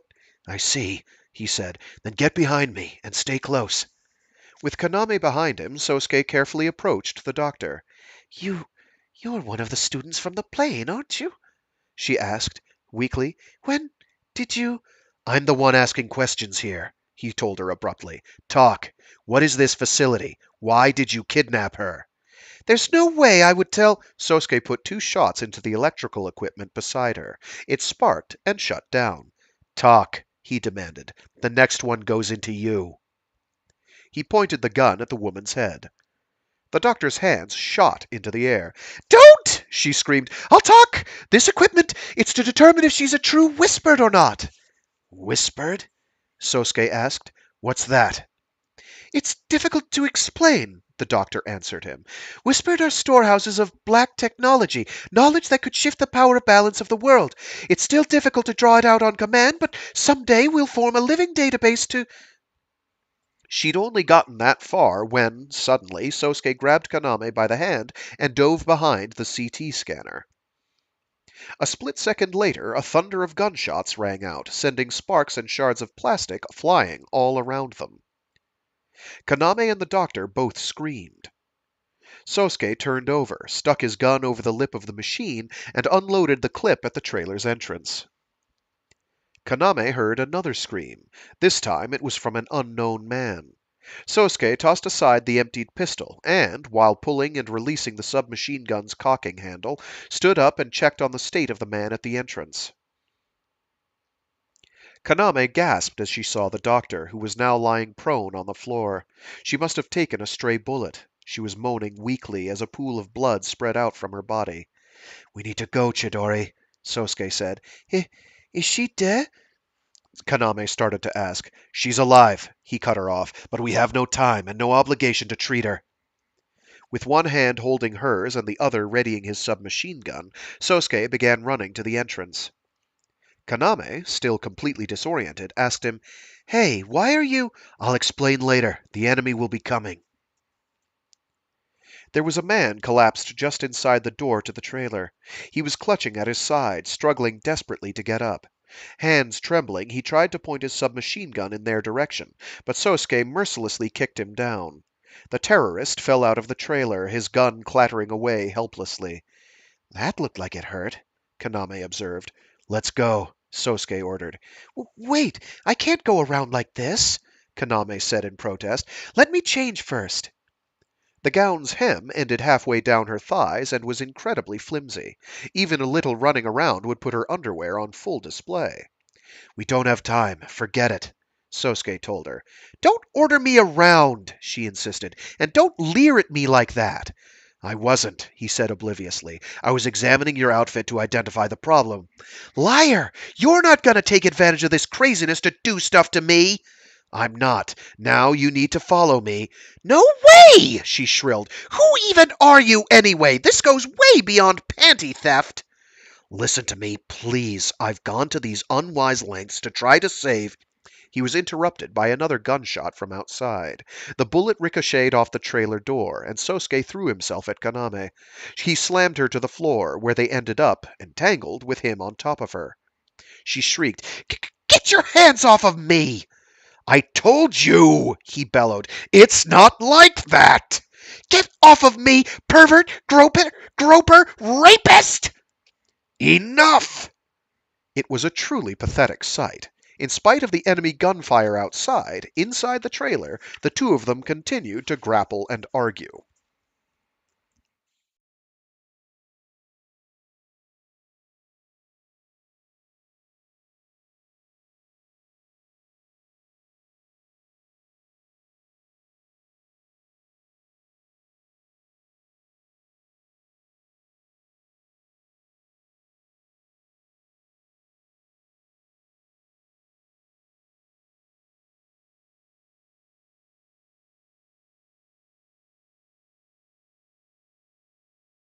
I think that's the right cover images.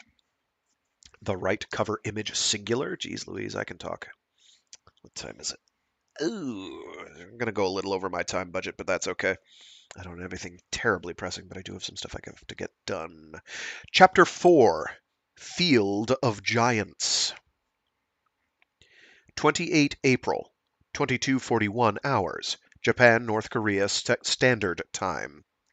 Sunan Airfield, People's Democratic Republic of Korea. In the end, Sosuke offered his uniform jacket, and Kaname was mollified. Weaving between carefully aimed shots, Sosuke bounded out the other side of the trailer, leading a grumpy Kaname by the hand. They were heading for the nearby generator truck. "Get in," he urged her. "Hurry!" "But yeek!" she yelped. He threw Kaname into the passenger seat, revved up the engine, and then slammed the gas. A moment later, more shots came from behind. The rear license plate was blown off, and the cables connecting them to the trailer snapped as they drove away. Sorry.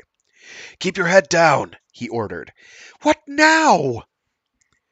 The new wave of soldiers behind them kept firing, but the generator vehicle was already speeding at 80 kilometers per hour toward the north end of the base.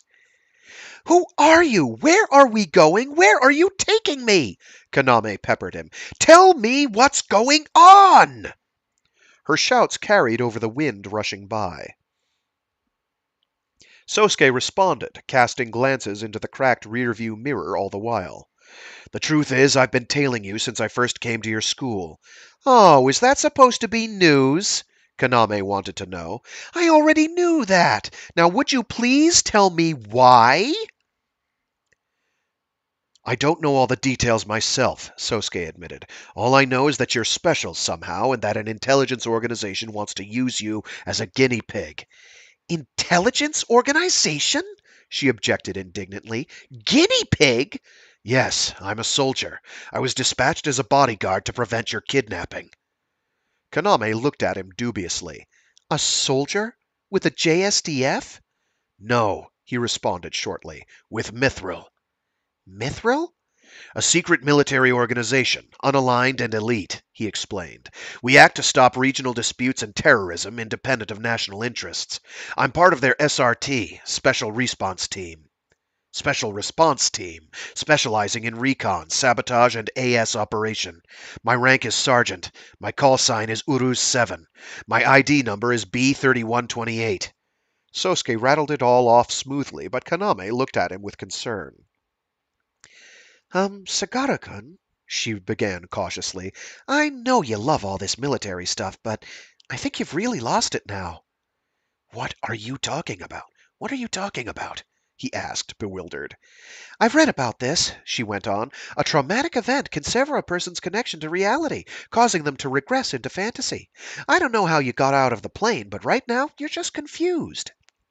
"Confused?" It seemed to Sosuke that Kaname was the one who was confused.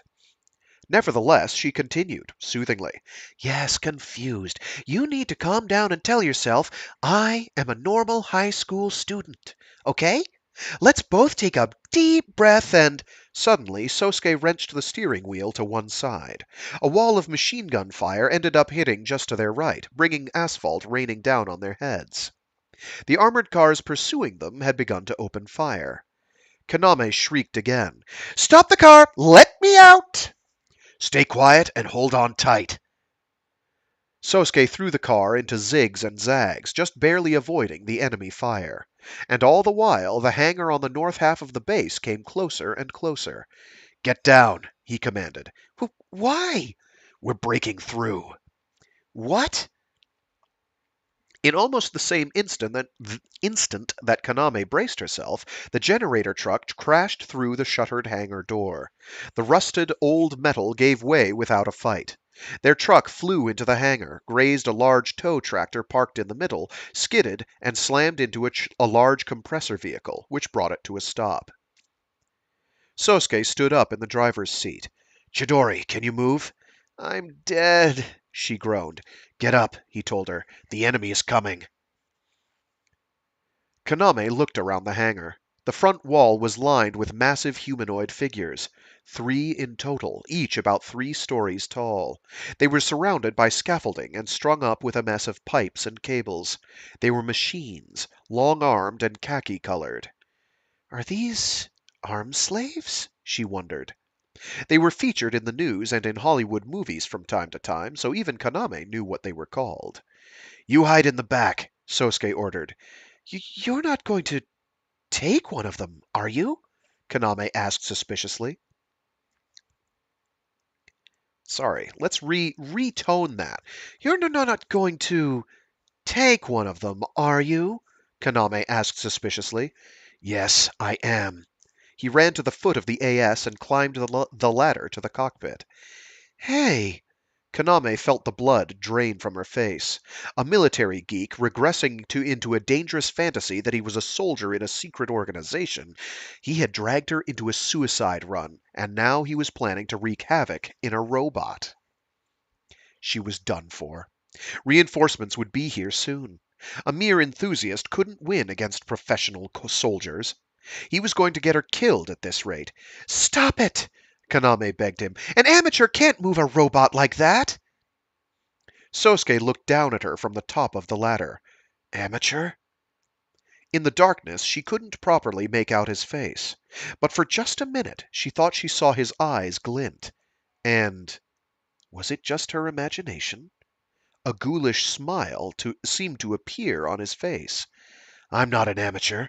I'm a specialist.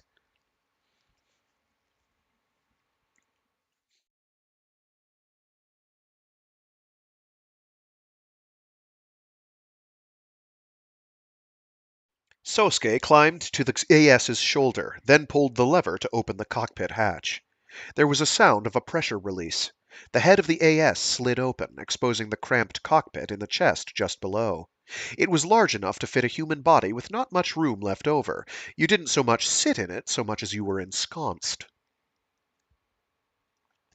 That was how an armed slave's cockpit, otherwise known as the master room, worked. It read the pilot's movements and replicated them in the machine. The slightest movement by the master was exaggerated in the slave.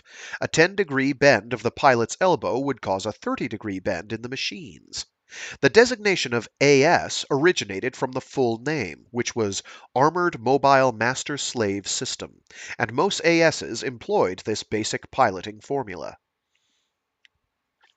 Just get back, Chidori! Sosuke shouted as he slid into the cockpit of the Soviet-produced RK-92 Savage. He gripped the sticks at the ends of his arms and clicked the lever under his thumb. There was another sound of rushing pressure as the cockpit hatch closed, and the endoskeleton locked in with a sound of grinding metal. A monochrome screen in front of Sosuke's face lit up, displaying lines of words. Cockpit block, closed. Master suit, adjusting. He felt it tighten slowly across his body, but he didn't have time to waste. He smoothly worked the buttons on the stick, scrolling through the boot-up procedure. Movement mode 4. Bilateral angle 2.8 to 3.4. He heard shots from their pursuers outside, sparking as they blasted large holes in the shutters. The size of the holes was strange. Did they have more than just armored trucks out there? Main generator activated. Main capacitor charge increasing. Inside the shutter, a compressor car burst into flame. Beyond the crackle of the fire, Sosuke heard heavy footsteps approach. Footsteps? That wasn't an armored truck. It was an AS. Not good. More words flicked on and off on the screen. Almost there. Vetronics initiated. Actuators connected. Final startup checks omitted. Get moving already. He cursed the startup speed of these Russian computers. There was a roar as the bullet-riddled shutter flew off its hinges. An AS identical to his, an RK-92 Savage, stepped in. Its inorganic red eyes were locked on him. Joints unlocking. Hurry, Sosuke muttered as the hostile AS pointed its rifle at him. It knew he was here. It was about to fire. Combat maneuvers. Open. The enemy rifle's fire and the movement of Sosuke's AS came in the same instant. The bullet missed by a hair's breadth. Sosuke's machine lurched forward, knocking the enemy rifle away and shoulder slamming it in the same action. The hostile AS crashed, back first, through the hangar wall, and the pulverized concrete beneath it sent white smoke into the air. Sosuke picked up the rifle he'd knocked out of its hand and checked the remaining rounds inside. Then he pointed it at the enemy machine, which was trying to right itself, and whispered, "Battle, commence." Then he pulled the trigger.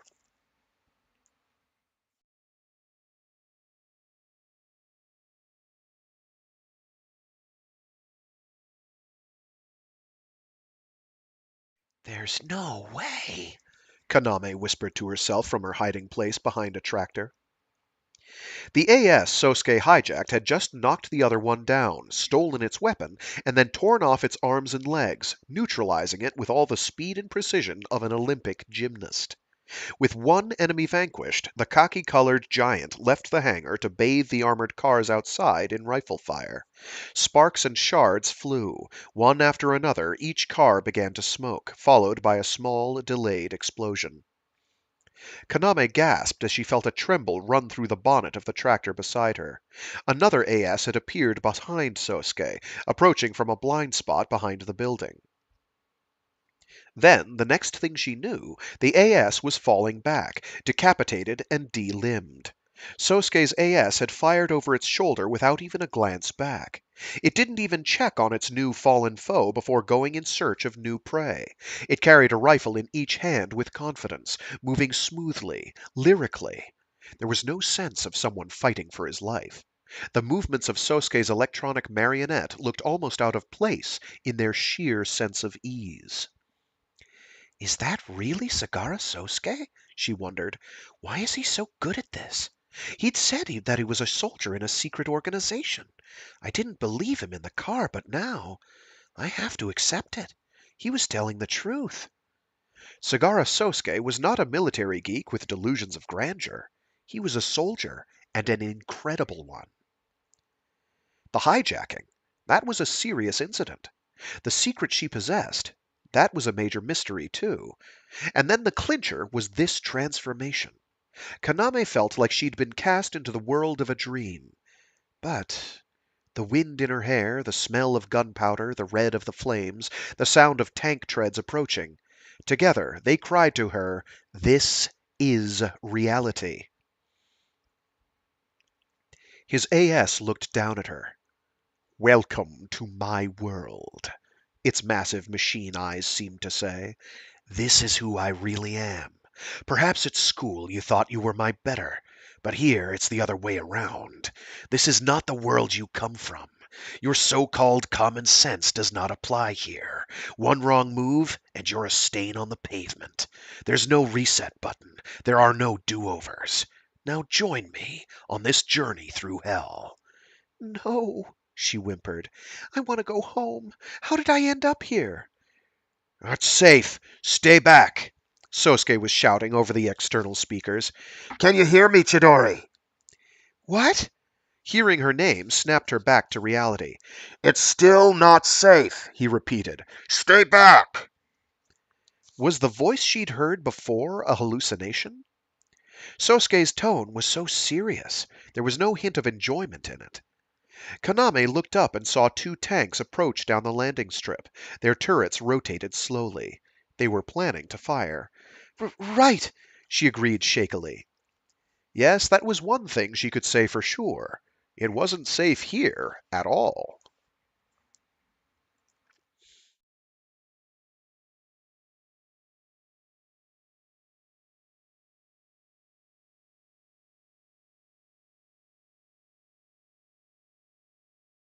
April 28, 22:46 hours, Japan, North Korea Standard Time.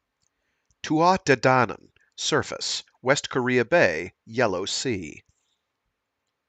It was a cloudy night, and not a star could be seen. Heaven and earth seemed to merge together as one. Then, oozing out of that blackness, there came a large submarine. The Tua Dedanan surfaced, beating back the waves. Its prow faced east-southeast, toward the faint shore beyond. Without warning, its back split, moving slowly, with great weight. The engine rumbled, its massive gears churned. The double hull opened to expose a flight deck.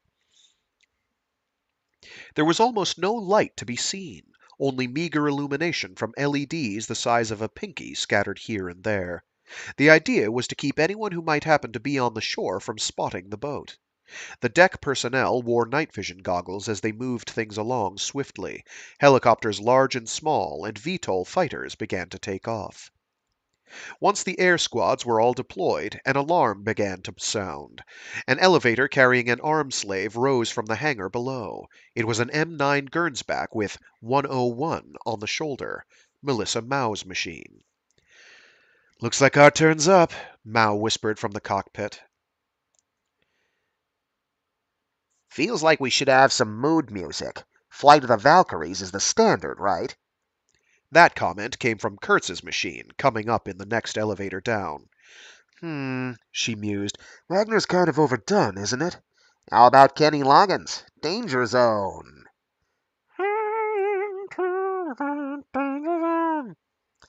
How about something not for hot-headed, hot-rodding jerks? Shut up, he grouched. I guess you'd prefer Sada Masashi? Who? The elevators came to a stop. Across the flight deck, Mao's night vision sensors could see the catapults, billowing mist like open freezers. On her screen's right side, she could see Kurtz's AS. He was in an M9 too, but the shape of the head was different. As the squad leader, Mao's came mounted with an electronic warfare pack and transmitter. Both were wearing rocket-powered retractable wing modules. These were the emergency deployment boosters, designed to dispatch an AS directly into a battle zone. Mao began walking her machine toward the catapult's shuttle blocks. These were like a sprinter's starting blocks, but scaled to an AS's size. You think that self-sabotaging sourpuss is still kicking out there? Kurtz asked. Don't jinx it, Mao said shortly. Hey, big sis, you're not worried, are you? Of course I am. Unlike you, Sousuke has his charms. I've got my charms too, Kurtz protested. I'll show you later on, in private. You're a real scumbag, Mao told him. Through and through. There was a quiet electronic beeping, signaling a message from the launch officer. Urus 2, 30 seconds to launch. Urus 2 here, Roger. You hear that, Urus 6? Sure did. I'll be 10 seconds behind you, big sis. Mao's machine braced itself on the shuttle blocks as its pilot swiftly ran through her checks. The fuel pump trembled. The larger main wings and smaller stabilizer wings rotated back and forth. Mao checked the lock on the pedal and the stability of her armaments. Everything was where it should be. All green. Let's go. Blast fences emerged from the deck behind her, and the deck personnel shot her a hand signal. She could leave any time. Her AI confirmed that on screen and announced to her, vocally, "Counting down." The machine sank slightly. 3. The steam catapult built up power. 2. The nozzles contracted. 1. Trails of flame shot out. Go! The catapult and the boosters roared with a combined 120 tons of thrust. In a mere 2 seconds, Mao had accelerated to 500 kilometers per hour. Her machine's feet left the ground. The M9 Gernsback ripped through the night air, gaining more and more altitude. Enduring harsh vibrations all around her, Mao licked her upper lip. Battle, commence.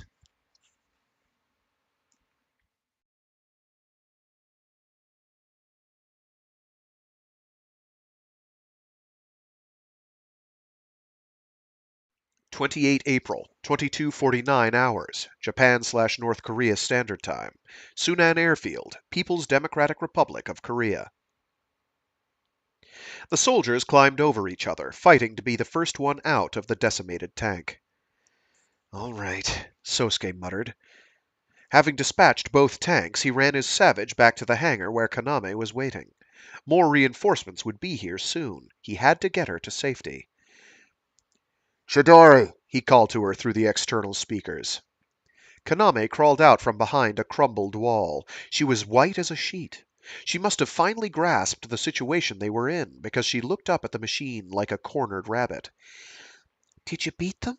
She asked, her voice so soft that the Savage's audio sensors just barely picked it up. Sosuke extended his machine's left hand. Grab on. We're getting out of here. Northwest of the airfield, he could see a low hill past the river and the road. Thick with conifers, it looked like a perfect place to take shelter for a while. Kaname touched one finger, which was as thick as one of her legs. You want me to get on this? Yes, he told her. Sit down in the palm. Go on. But, Hurry. responding to his urgency, Kaname crouched down timidly in the AS's hand.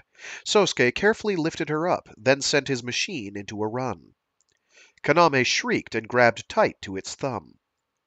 Sosuke could imagine how frightened she must be, raised to the height of a telephone pole and jostled up and down while hurtling forward at 60 kilometers per hour. But for now, she'd just have to endure it. Don't look down, he instructed, and close your eyes. Kaname, trembling in the savage's hand, said, Wait! What about everyone else? We can't just leave them back there! We're in more danger than they are right now. Sosuke disagreed. My allies will help them. Allies? A rescue team, He assured her. But in reality, he couldn't be sure. He'd done what he did to save Kaname, but his commencing hostilities before the team's arrival could easily have thrown a wrench into the works.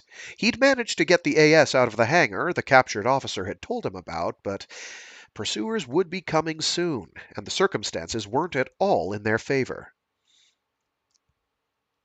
Holding Kaname to its chest, Holding Kaname to its chest, the savage vaulted the airfield's fence, broke through a thicket, and made its way to the wide highway. As it crossed, the alarm in the cockpit began to ring. Missile warning, 4 o'clock. A guided missile was on its way, behind him and to the right. Gah! Sosuke spun his machine around, jerking Kaname away from its chest as he turned its two head-mounted machine guns to full blast. Kaname screamed. The force of 80 shots per second took the guided missile out in midair. Then Sosuke whipped his savage around and took off through the trees. He knew he was being rough with her, but he didn't have a choice. The savage's machine guns had been less than 50 centimeters from Kaname's head. If he'd fired with her there, the muzzle flash would have burned her. It might have burst her eardrums, too. I forget if it says how big. I could probably find a stat sheet that tells you how large the head machine guns it has are. But I don't know what they are off the top of my head. Kaname moaned. Likely disoriented and overwhelmed, her body had gone rigid, clinging to the AS's arm. Hang in there just a little while longer, he told her. I need to shake them off. Kaname didn't seem to have it in her to respond. She remained huddled in the machine's hand, her face ghostly pale. Despite this, Sosuke had to admit that he was surprised it wasn't worse. A normal girl might turn frantic, screaming and crying and lashing out. She might even try to escape the AS's hand, but Kaname was staying put without a single complaint. Impressive, he thought to himself before picking up speed. Dashing across the ground, he broke through the trees. But he couldn't stop thinking about that missile. Whoever fired it should know that those old-fashioned ATGMs wouldn't work on an AS, and they'd only fired one, and there'd been no follow-up. Were they testing me? Sosuke wondered. He couldn't see any pursuers.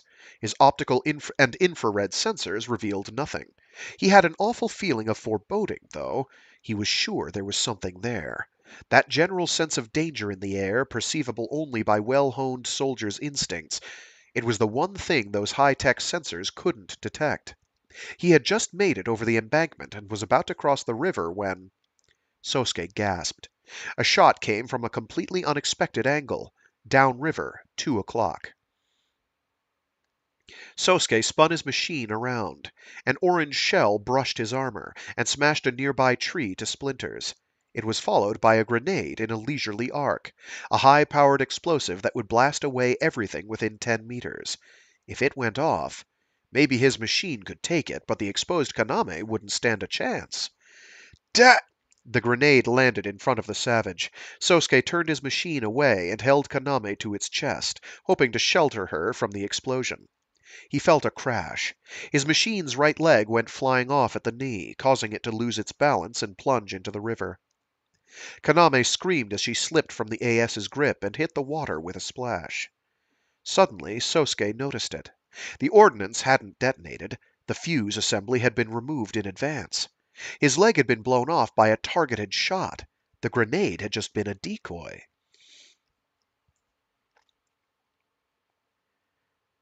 Kaname burst out of the water, spluttering. Chidori! Sosuke tried to crawl his savage closer, but 3 more shots held him in place. He threw his machine to the ground, but it had taken shells in its right arm and side. Right lower arm, damaged, disabled.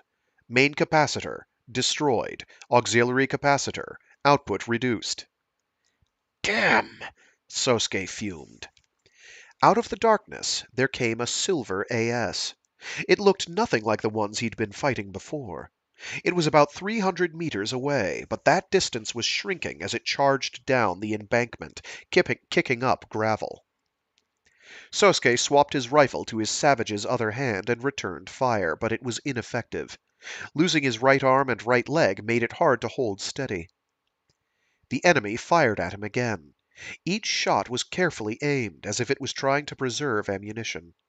Since Sosuke's only options were crawling or ducking, he couldn't prevent his machine from taking more and more punishment. Main sensors destroyed. Fire in latissimus dorsi actuators. Damn! He cried again. On top of everything, he'd run out of ammo. With only one arm, he couldn't reload. The silver enemy machine bore down on him. Balancing on one knee, Sosuke swung his rifle like a club, but the enemy machine brushed it away and pressed its carbine against the savage's chest, against the cockpit, and fired. Sosuke moved his machine just in time. A split second later, and his body would have been vaporized. But the shot still tore off the savage's armor plating, gouging out the electronics in the chest and the generator in the abdomen. With its control system shredded, the savage collapsed like a puppet with its strings cut.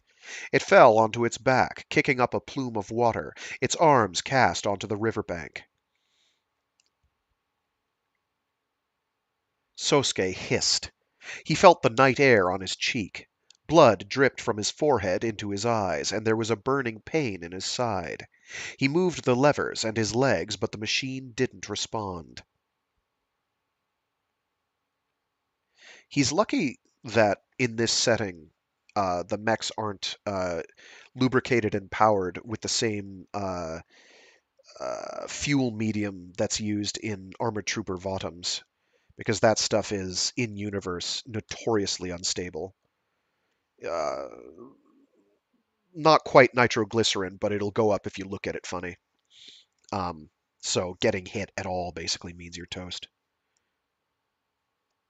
with anything significant.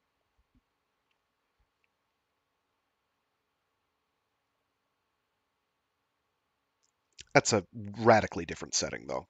Similar in terms of the scale of combat, though. ASs are taller than scope dogs and the like from Bottoms. Kaname swam up to the devastated savage and grabbed onto its tattered arm. Sagara-kun? No, stay back! Sosuke shouted through his agony. The silver AS towered over him. It was a model he'd never seen before. It wasn't Eastern, it was the slender design of a Western AS. The silver color wasn't a design decision either. It was simply unpainted. Some country's test model? Sosuke pondered. You looked impressive out there, until just before the river, Came a voice from the external speakers. Its operator was Gowron. He was sure of it. Too bad you got sloppy. We're trying to capture that girl, you know. Did you really think I'd blow her up with a grenade? Of course not. Sosuke managed after realizing his mistake. He could hear 2 ASs and an armored car approaching from the direction of the airfield. There was nowhere left to run. He had lost. Oh, are you that student? I didn't expect them to have an agent in the class. You even fooled me, Gowron admitted. Are you part of Mythril? I am not obligated to answer you, Sosuke told him shortly. Hmm, die then. Wait! What are you doing? Kaname screamed. Ignoring her words, Gowron's AS pointed its carbine at Sosuke, but the shot didn't come. After a moment of silence, Gowron's muffled voice came over the speakers. You've got to be kidding me. You're Kashin? The AS's shoulders trembled, and its massive left hand smacked itself in the head.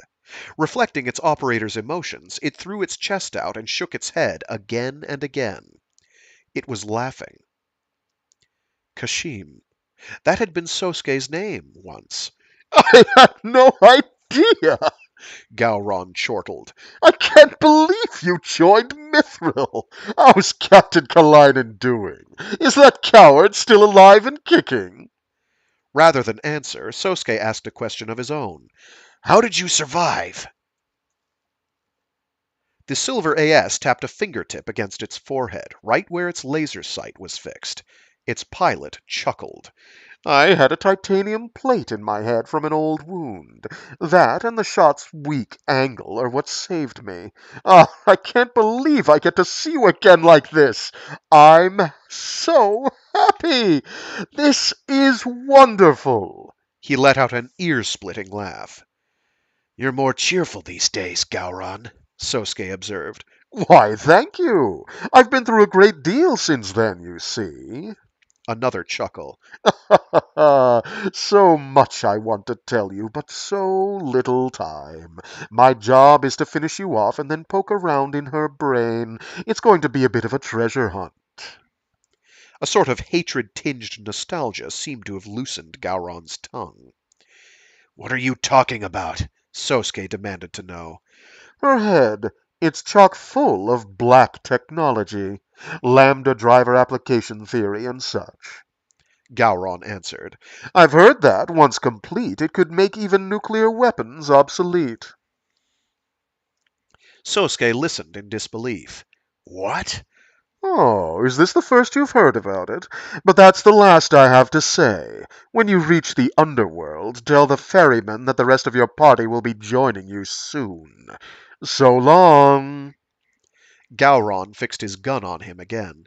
Stuck! Kaname tried to shout, but she was interrupted by an explosion. Gowron's rifle burst into two. Hmm? Gowron jumped back as a couple more sharp, aimed shots came from the sky. These shots were merciless, with the intent to kill. Gowron dodged them without hesitation. There came a roar from overhead. Kaname looked up and saw a gray AS descending toward them. It released its parachute and went into freefall. Yahoo! The AS, an M9 Gernsback, continued firing off its massive rifle as it splashed down in front of Sosuke and Kaname, soaking them with the ensuing tsunami. Uru 6 here, touchdown complete. I found Uru 7 an angel. The voice shouted, even as its AS continued to unload with gusto on the enemy. Again and again, the 57mm rounds hit their target. They blew away the armored car and knocked down the two savages. Gowron's AS was forced to focus on dodging as it disappeared over the ridge. Kurtz! Sosuke cried.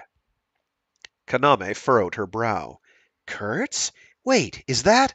Yeah, it's me. Kurtz answered cheerfully. How's it hanging, Kaname-chan? What in the hell? Kaname screamed. Sosuke remembered. Kurtz and Kaname had met before. Last Sunday, he had pretended to be a tourist to go around town with the girls. Kurtz Weber's haughty voice called out, Sosuke, can you move? I think so, he answered. Biting back the pain, Sosuke pushed the twisted frame aside and pulled himself out of the cockpit. Up in the sky, there were fireworks going off. These were MRLs, fired by the Tuatha De Danann, that peppered the area with small bombs. Parts of the base caught fire, a prelude to a chorus of explosions. Kurtz's wasn't the only AS descending on them either. 5 other M9s had detached their boosters to dive into the night-cloaked airfield. They were followed by the sound of rotors shaking the air. Attack and transport helicopters appeared over the ridge, following the M9's path in the skies high above. The Dedanan squad had arrived. They'd made it. The rescue was on. Listen up, Sousuke. Take Kaname and run for the airfield, the south side of the runway. Kurtz swapped the magazine in his high-caliber rifle and turned to face the AS fleeing up the hill. The airfield? Sousuke questioned. We'll have C-17s touching down soon. They'll only wait 5 minutes, Kurtz told him. Leave this to me. I'll pick you up later. What about the bomb on the plane? Sousuke asked. Mao and Roger are on it, Kurtz told him. Understood. Watch out for the silver AS. Its operator is a cut above. No worries. I'll blast his ass into next week. Kurtz's M9 crouched to focus its power, then leaped.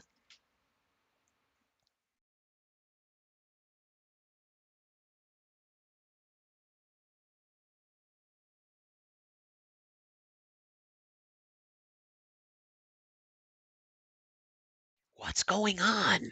Kazama Shinji whispered, his eyes on the ceiling of the shaking plane. He could hear a series of explosions outside. Sporadic conflicts had been breaking out for a while now, but whatever it was seemed to be kicking into high gear. What was going on out there? A massive figure strode by his window. The students on that side of the cabin launched into an uproar. As he made out the shape of the creature, illuminated by the airfield lights and the surrounding fires, Shinji's jaw dropped. An M9? He squeaked. It wasn't just a Western AS, but a cutting-edge M9 Gernsback. Not even the U.S. Armed Forces were deploying those in combat. Yet here it was, right out of the blue. On top of that, it had an unusual head design. The protrusion must be from a cutting-edge ECCS and EHF radar. Everyone, get away from the windows, Came a voice from the machine's external speakers. It was hard to hear inside the plane, but the words were Japanese, and the voice was a woman's. The M9 drew from its back a katana with a 6-meter blade. The monomolecular cutter was a standard AS melee weapon. It employed an ultra-thin chainsaw blade that could slice through most armor like a box cutter through cardboard. They were normally sized more like a combat knife, but this one was custom made with proportions like a Japanese sword. What's it gonna do? Shinji wondered out loud. While he and the others watched, the M9 activated its mechanical katana and unceremoniously stabbed the jumbo jet in its flank. There was an ear-splitting metallic wail, followed by a vibration. The passengers screamed and clung to their seats and the walls. It wasn't the passenger cabin the M9 was tearing into, but the cargo hold beneath. It screeched its katana through the fuselage, jerked it around, then mercilessly tore off the bulkhead. There it is. The M9 plunged its hand into the cargo hold, yanked out a yellow container, and passed it to another M9 waiting in the wings. The second machine immediately turned, got a running start toward the apron area across the airfield, and threw the container with all of its might. Shinji watched in confusion, not understanding the purpose of their actions. But everything was made clear when the container exploded on impact, releasing a shockwave that rocked their plane even from over 500 meters away. The girls of the class continued to scream. Some of them clung to nearby boys, who managed to enjoy it despite the situation. Urus 2 here. The bomb is disposed of, and we're commencing combat. Oh, whoops. The M9's external speakers suddenly fell silent. The door clanked open, and a dozen or so black-clad soldiers poured in. They were armed with large handguns, wore blue berets, and ran around the cabin, shouting in accented Japanese, Please remain calm. We are a UN rescue squadron. We've laid out yellow tape leading from the exit. Please follow it to the waiting transport planes. Remain calm and do not panic. We will not leave anyone behind. Repeat, we are a UN.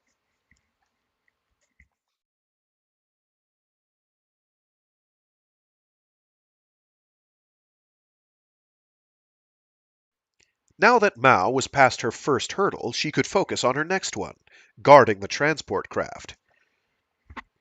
Friday? Yes, Master Sergeant. The machine's AI replied to her audio order. Cut the ECS. Activate EHF radar. Give me active IR and strobe lights. Such actions will increase the chance of an enemy preemptive strike. Perfect. I'm going to be the decoy. She had to soak enemy fire by drawing as much attention as possible. Roger. ECS off. Active sensors on. Mythril's transports had already landed, and they were starting their turnaround near the jumbo jet. Their other M9s were nearby, wreaking havoc, as their attack helicopters stalked the skies above. Mao dashed her M9 away from the plane and began to dance it around on the taxiway. An enemy tank soon appeared from behind a building 500 meters away and fired at Mao's machine. Its blast just missed, opening a hole in the building behind her. Why, you... Mao pulled an ultra-fast missile from her back and pointed it at the tank. It was a large tube, resembling a human-sized disposable rocket launcher, and it was known as a javelin. Target locked, Mao thought. Fire. Moving 1,500 meters per second, the missile hit its target and blasted it to pieces. Mao cast aside the now empty tube, readied another javelin, and went in search of new prey. The area around the runway was littered with the smoking remnants of enemy ASs and tanks. Less resistance than I expected, she observed. It had been unintentional, but before their arrival, Sosuke's little rampage had divided the enemy forces between the north and south sides of the airfield. Behind her, the hostage group had formed a line and was hurrying to the two transports. She cast a glance at the clock at the edge of her screen. 120 seconds left. Things were looking dicey. Kurtz had broken off before the drop. Had he managed to get Sosuke clear?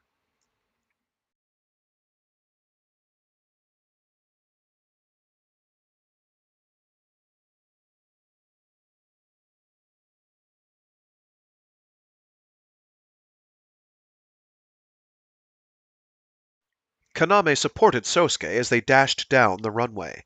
Hang in there, she said. I'm fine, Sosuke responded mechanically, his expression as blank as a no mask. The cut on his forehead wasn't especially deep, but the wound on his side was throbbing with pain. Will we make it? She asked. I don't know, he admitted. I thought Kurtz would be by to pick us up soon. So he's one of you too? Yes, he's a member of my team, a sergeant. A stray shot landed about 30 meters behind them, pelting them with concrete fragments. Kaname screamed. Ignore it, Sosuke advised. Keep running. The transports were still 3 kilometers away. There was no way they'd make the takeoff time on foot. If Kurtz's M9 hadn't caught up with them, that meant he must be struggling. The enemy would want to come after Kaname, so it was probably taking everything Kurtz had just to hold him off. If only Sosuke had a communicator, he thought, he could contact one of the transport helicopters above.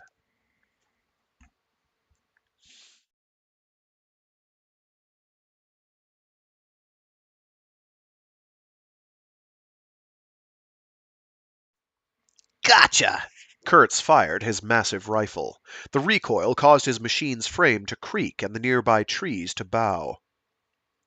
The silver AS threw itself to the ground, disappearing behind the bushes. Both events seemed to happen simultaneously, but in fact, its pilot had changed course just before Kurtz fired. Slippery little bastard. Kurtz clicked his tongue and changed his magazine. Several minutes had passed since the battle began, but his silver foe hadn't fired a single shot. Kurtz had blown away its rifle when he first arrived, so it was probably stuck with close-range weapons. You're crazy if you think I'll let you close in on me, though. He fired 2 shots. Blam, blam. Both seemed to just barely miss. Hey, is my targeting off or something? Kurtz asked skeptically. Negative, his M9's AI replied. Ballistic margin of error is within specified levels. That's what he'd thought.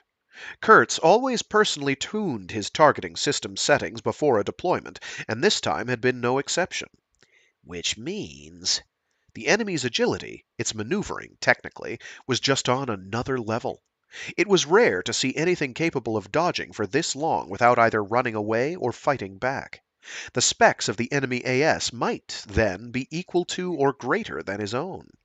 But greater than the weapons of Mythril, which were 10 years ahead of the rest of the world? There's no way, Kurtz muttered. The enemy AS seemed to enjoy dodging his shots. It ran right and then left, seeming to anticipate his every move.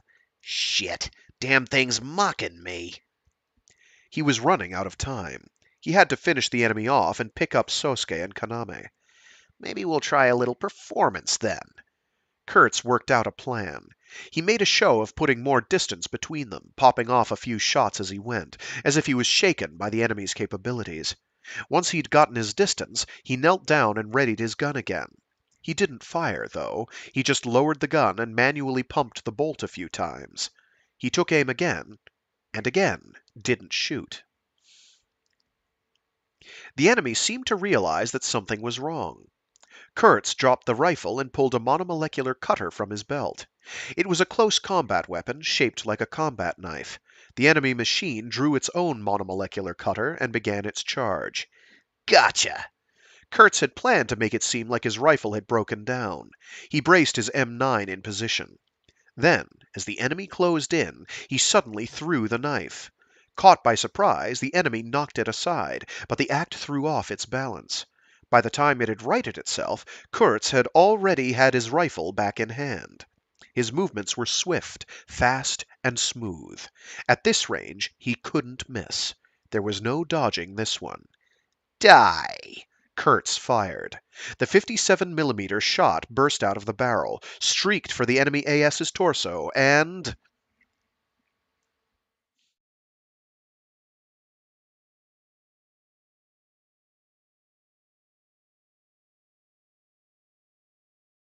Run! Run! Run! The soldiers in charge of guiding the hostages shouted as the group poured into the idling transports. Mao's M9 was nearby, kneeling to protect them. There were no enemies in sight. The area appeared to be secure. With their armored cars and ASs gone, the airfield's soldiers had fled the scene in terror. "One of my students was taken!" A hostage broke out of the line to shout at a guide soldier. It was a woman in a suit who seemed about Mao's age. "Please, let me find her. She's the vice president of our student council." Mao interrupted on the speaker. Kaname will come back on a different flight, ma'am. A different flight?" the teacher asked in confusion. "And how did you know her name?" Never mind, Mao yelled at her. just get on the plane. The teacher looked flustered, but did as she was told. Mao had the means to reassure her, but time-wise things were looking dicey. Sousuke and Kaname hadn't shown, and Kurtz was still locked in combat. Just 30 seconds ago he'd contacted her to say he was having a little trouble, but... "Uro 6, you still out there?" Mao called on the radio. There was no response.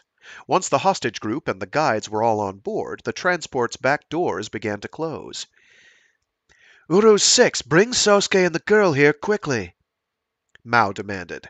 Once again there was no response. She tried again. "Uro 6, respond! Uro 6!" No response. "Quit screwing around, Kurtz!" she exploded. "Are you trying to piss me off?" Still, Kurtz did not respond. On the runway, Sousuke looked back. Kurtz wasn't behind them. Meanwhile, the transports were starting their takeoff runs. There was no way they could get on board now. They'd have to get one of the AS transport helicopters to pick them up on their way out. But would they even realize they were there? There's no way, he realized. Visibility was poor from all the smoke and fire around them. There was no way they would be seen from the air. Just then, from the east, a dozen or so shells came flying. They landed here and there around the airfield, unleashing massive explosions. One fell about 50 meters from where Sousuke and Kaname were standing. "What's going on?" she cried. "It's enemy reinforcements," Sousuke said, wiping the sweat off his forehead. They crouched down low and hid behind a building. Now that enemy reinforcements had arrived, not even the transport helicopters could afford to wait for them. They had to find some way to meet up. But Sosuke couldn't think of anything. While he racked his brain, the jet transports roared past them. There they go, Kaname observed. They didn't have a choice, he told her. A dark reality was sinking down on them. Sosuke and Kaname had lost their chance to rendezvous with their allies. The two C-17 transports gained speed down the pocked runway surface. There was a lot of shaking. Small rocks battered the fuselage. The engine roared. The wings shook. An explosion came about 30 meters ahead of the right wing. The passengers screamed. Stay seated. Remain calm. One of the soldiers shouted. Most of the students simply sat there, paralyzed, but Shinji alone had tears pouring from his eyes. Are you afraid, Kazama-kun? Kyoko, who had ended up next to him, asked. No, I'm overjoyed, he wept. I got to see an M9 in live combat, and now I'm riding a C-17. I can die a happy man. With almost shocking speed, the transport reached VR, the speed at which the nose could pitch up, and then rose into the skies. The second transport followed right after, and liftoff was soon achieved. The enemy infantry fired MPADS missiles at the second craft, but the transport had engaged its ECS. The surface-to-air missiles failed to get a lock, and ended up exploding on the airfield's northern half.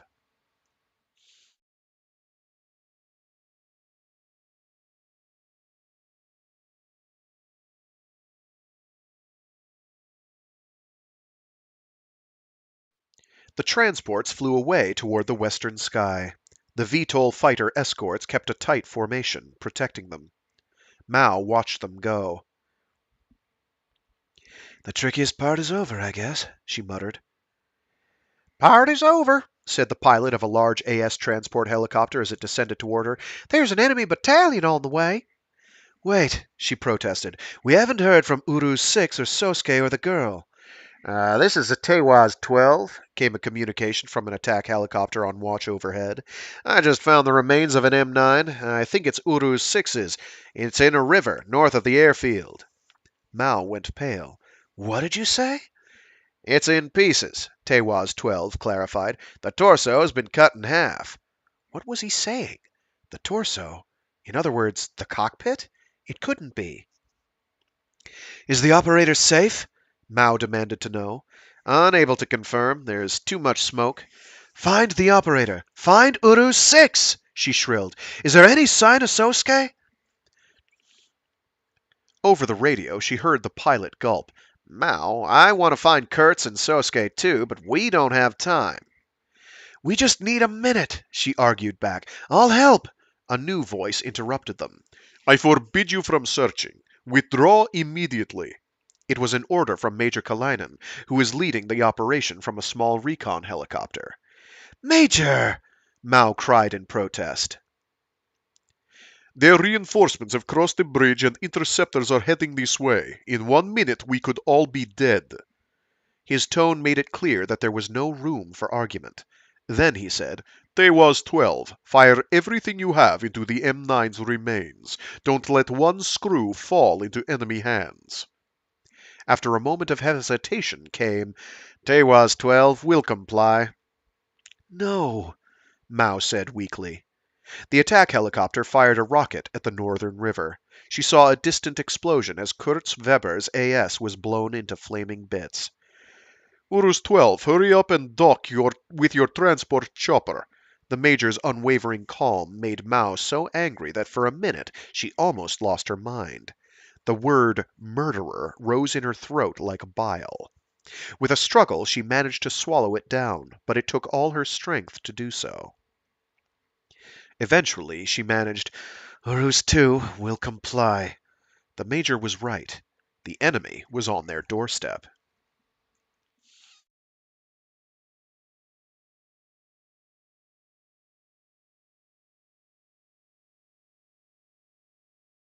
Gowron slid out of his non-functioning machine and landed with a grunt on the damp ground below. He looked up at the silver AS collapsed on the hillside. The chest armor was crushed, leaving the interior exposed. Stabilizer fluid dripped from the actuators like blood, and smoke rose here and there from the joints. The AS, the Kodarl, had overheated. His sudden activation of the incomplete Lambda driver had shorted out its power system, such that he'd only just made it to the forest to hide before the enemy attack helicopter arrived. The Lambda driver was a system that produced a power unprecedented in the history of human invention. It amplified the operator's offensive and defensive instincts, channeled their will into forces that defied the laws of nature. Specialists called it the pseudo-string repulsor field generator system. If it got out into the world at large, it would transform modern warfare. But that day was still a long way off. They lacked too much data and know-how. A wellspring of knowledge was needed. That was why they had to kidnap that whispered, but useless thing. Gowron cursed at the broken-down machine, his eyes turned in the direction of the airfield. The Mythril helicopters and VTOL fighters were vanishing into the western sky. Kalinin, that smug bastard. Gowron hadn't expected rescuers to arrive so soon, less than 12 hours after the hijacking, let alone to dispose of the bomb on the plane. He had wondered how a special response team could come in so quickly, without warning, and without deploying a single recon team. The involvement of Kalinin explained everything. If he'd known that man was part of Mythril, he would have taken appropriate measures. Now he'd let the Whispered Girl and Kashim get away. It was a horrible failure on his part. "You'll pay for this," Gowron promised. "Damn it!" Just then he got a call from one of his subordinates. Gowron answered in Japanese. "It's me." "It's me," his subordinate responded. "One of the soldiers fighting the fires saw something strange." "What was it?" Gowron asked. "He says he spotted an intruder around the airfield's western fence. They were with a girl, and they were running toward the wilderness." "Was it a young man?" "I don't know," the other man answered. "They went west either way." Gowron chuckled to himself. He was in luck. Kashim and the girl had failed to meet up with their allies. To the west was the shore. Did he expect to be recovered there? But that was about 30 kilometers away. No matter how fast they went, they wouldn't get there on foot until morning. That was more than enough time to get the AS, the Kodarl, up and running again. "I see," he gloated. "Things aren't over yet."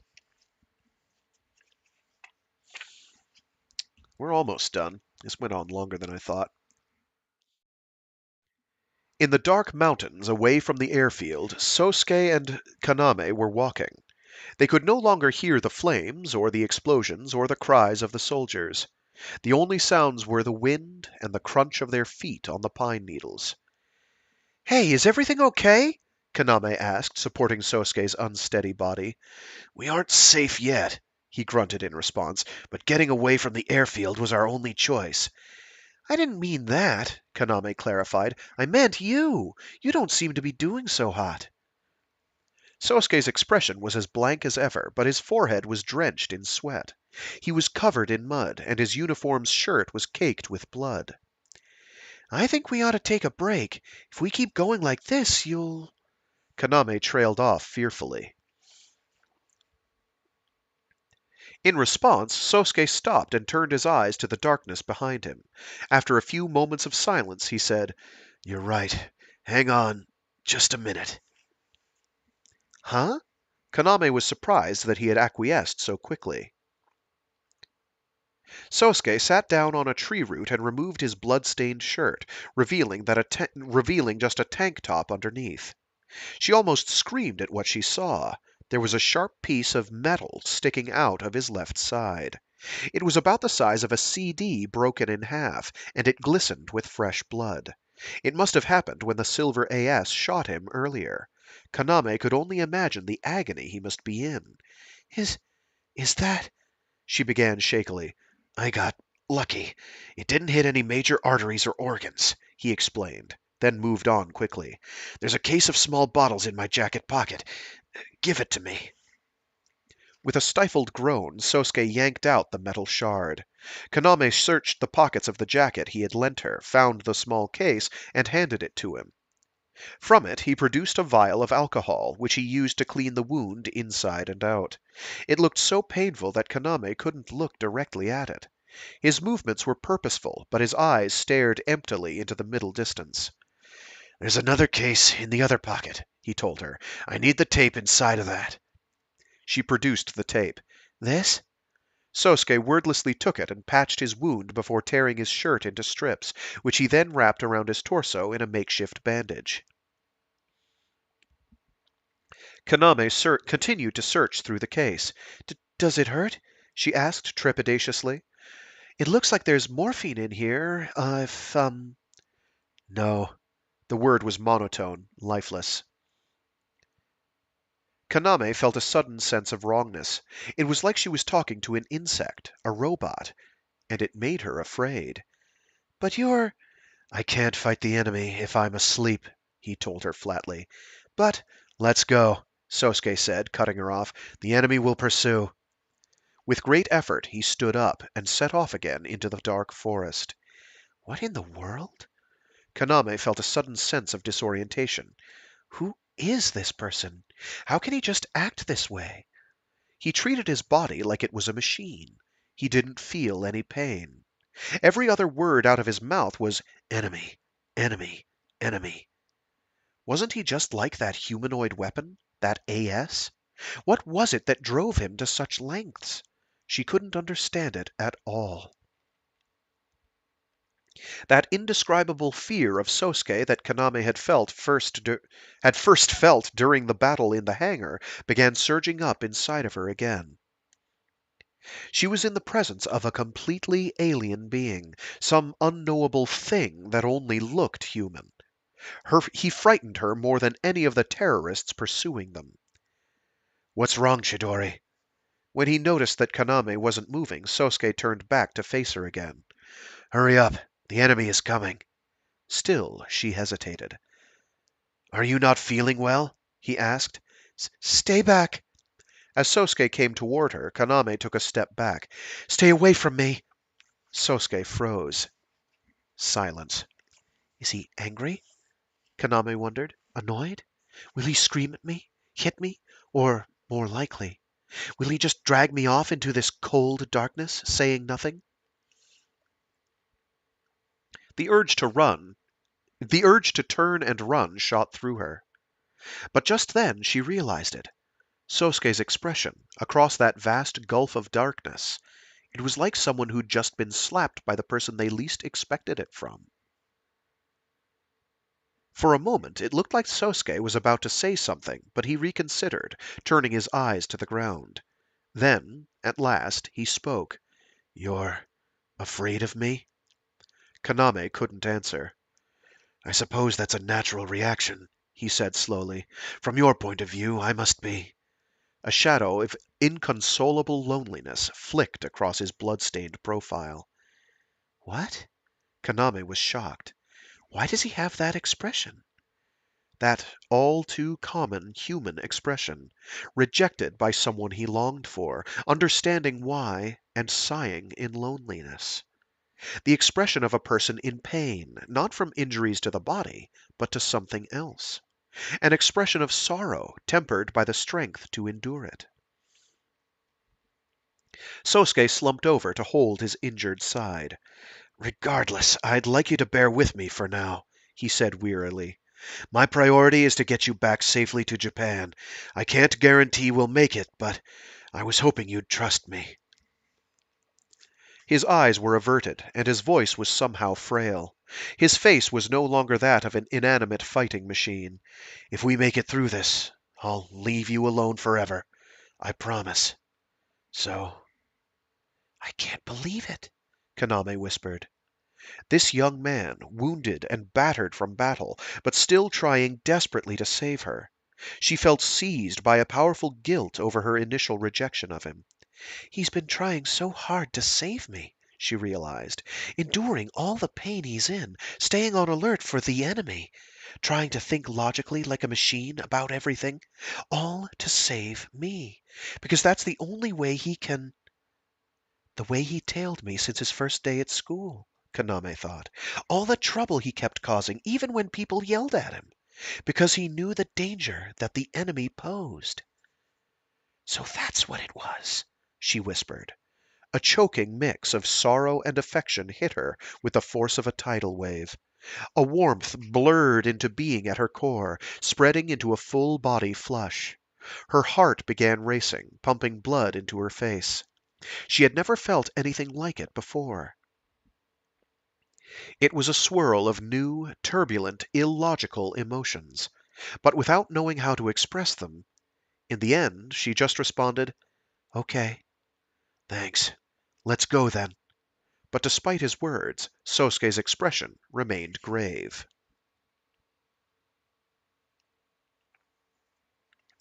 His steps were more certain now than before. When the shrapnel was still in his side, every step he'd taken must have been a jolt of pain, but that, at least, seemed to have eased. After about 10 more minutes of walking, Sosuke stopped without explanation. "What?" "Quiet," he ordered. With his right hand, Sosuke readied his machine gun. He pointed the barrel toward the brush ahead, then carefully inched forward. Kaname also sensed a presence in the darkness. There was the sound of hushed breathing, the rustling of clothes. Our pursuers? She wondered. Sosuke turned on his maglite. Through the shrubs deeper in the grove, a man was walking toward them. He looked like he was struggling to breathe. His entire body was soaked, and he wore a black jumpsuit. No, it wasn't a jumpsuit. It was an AS operator's uniform. His long blond hair was disheveled, and his pale face was caked in blood and dirt. "Kurtz," said Sosuke. Hey, took you guys long enough. The corners of Kurtz Weber's mouth quirked upward, and then he collapsed. And that is where we will leave it for this week. Oh wow, bunch of messages. I saw some of these as I was reading. I'm sorry I didn't comment on them. Thank you very much for tuning in, Ben Helken or Rasmus64. Yeah, it's a fun series. I wish the animated series would catch up, that they'd finally get an installment that covers the last portion. I think they have covered the first 1, 2, 3, 4, 5, 6, 7, 8, 9 volumes roughly. So they have like the last collector's edition volume left to cover, which is like the last 3 books or so. I think. But they have not yet animated. Certainly, they haven't animated the last major arc, which is a shame. But it's a fun little series. It's sometimes some parts of it work, some parts of it don't. The first book is a little shaky, where it's kind of like, oh, we're going to be really kind of formulaic and really harsh transitions between rom-com and military action, but it's going to get a bit more subtle, there'll be more elements added, and it has fun. Congratulations, by the way, to you, Ben Helken, for having a kid on the 26th. Massive congrats. That's awesome to hear. Yeah. So we will continue reading this after next week. We'll finish the first book. It'll be a shorter stream than today. Today went much longer than I intended or anticipated. This Wednesday, we'll be reading more of Absolution by Jeff Vandermeer. It's Absolution, right? Yes. And then on Friday, we'll be reading more of the Lazarus Effect by Bill Ransom and Frank Herbert. I am not going to be here. Oh, wait, Friday I might not be here. Friday I will. No. This Friday is fine. Next Friday is the problem. Next Friday, the 14th, I won't be here. That weekend I won't be here. I should be here for the Monday after, though, no problem. Yeah, that'll about do it. Hope people are enjoying. There will be massive revelations to come in future volumes, or future books, rather, for what's going on in the series. Um, the Lambda driver in particular is very cool yet totally bullshit, and you're going to find out why. You're going to find out why in this collector's edition volume. By the third book, you will know. It's it's it's some shenanigans. It's like, and it's like, and then it's gonna like kind of put that on pause and like be like put a pin in that and remember that for later for a while. And then they'll explain how ridiculous things actually are in this setting. It's kind of zany. It's fun. We're gonna have some fun. It's a cute series. Um, anyway, yeah. So we are calling it for today. Hope people enjoyed. I'm sorry, my head's really stuffy. So even though I tried my best, I'm glad you like the Gowron.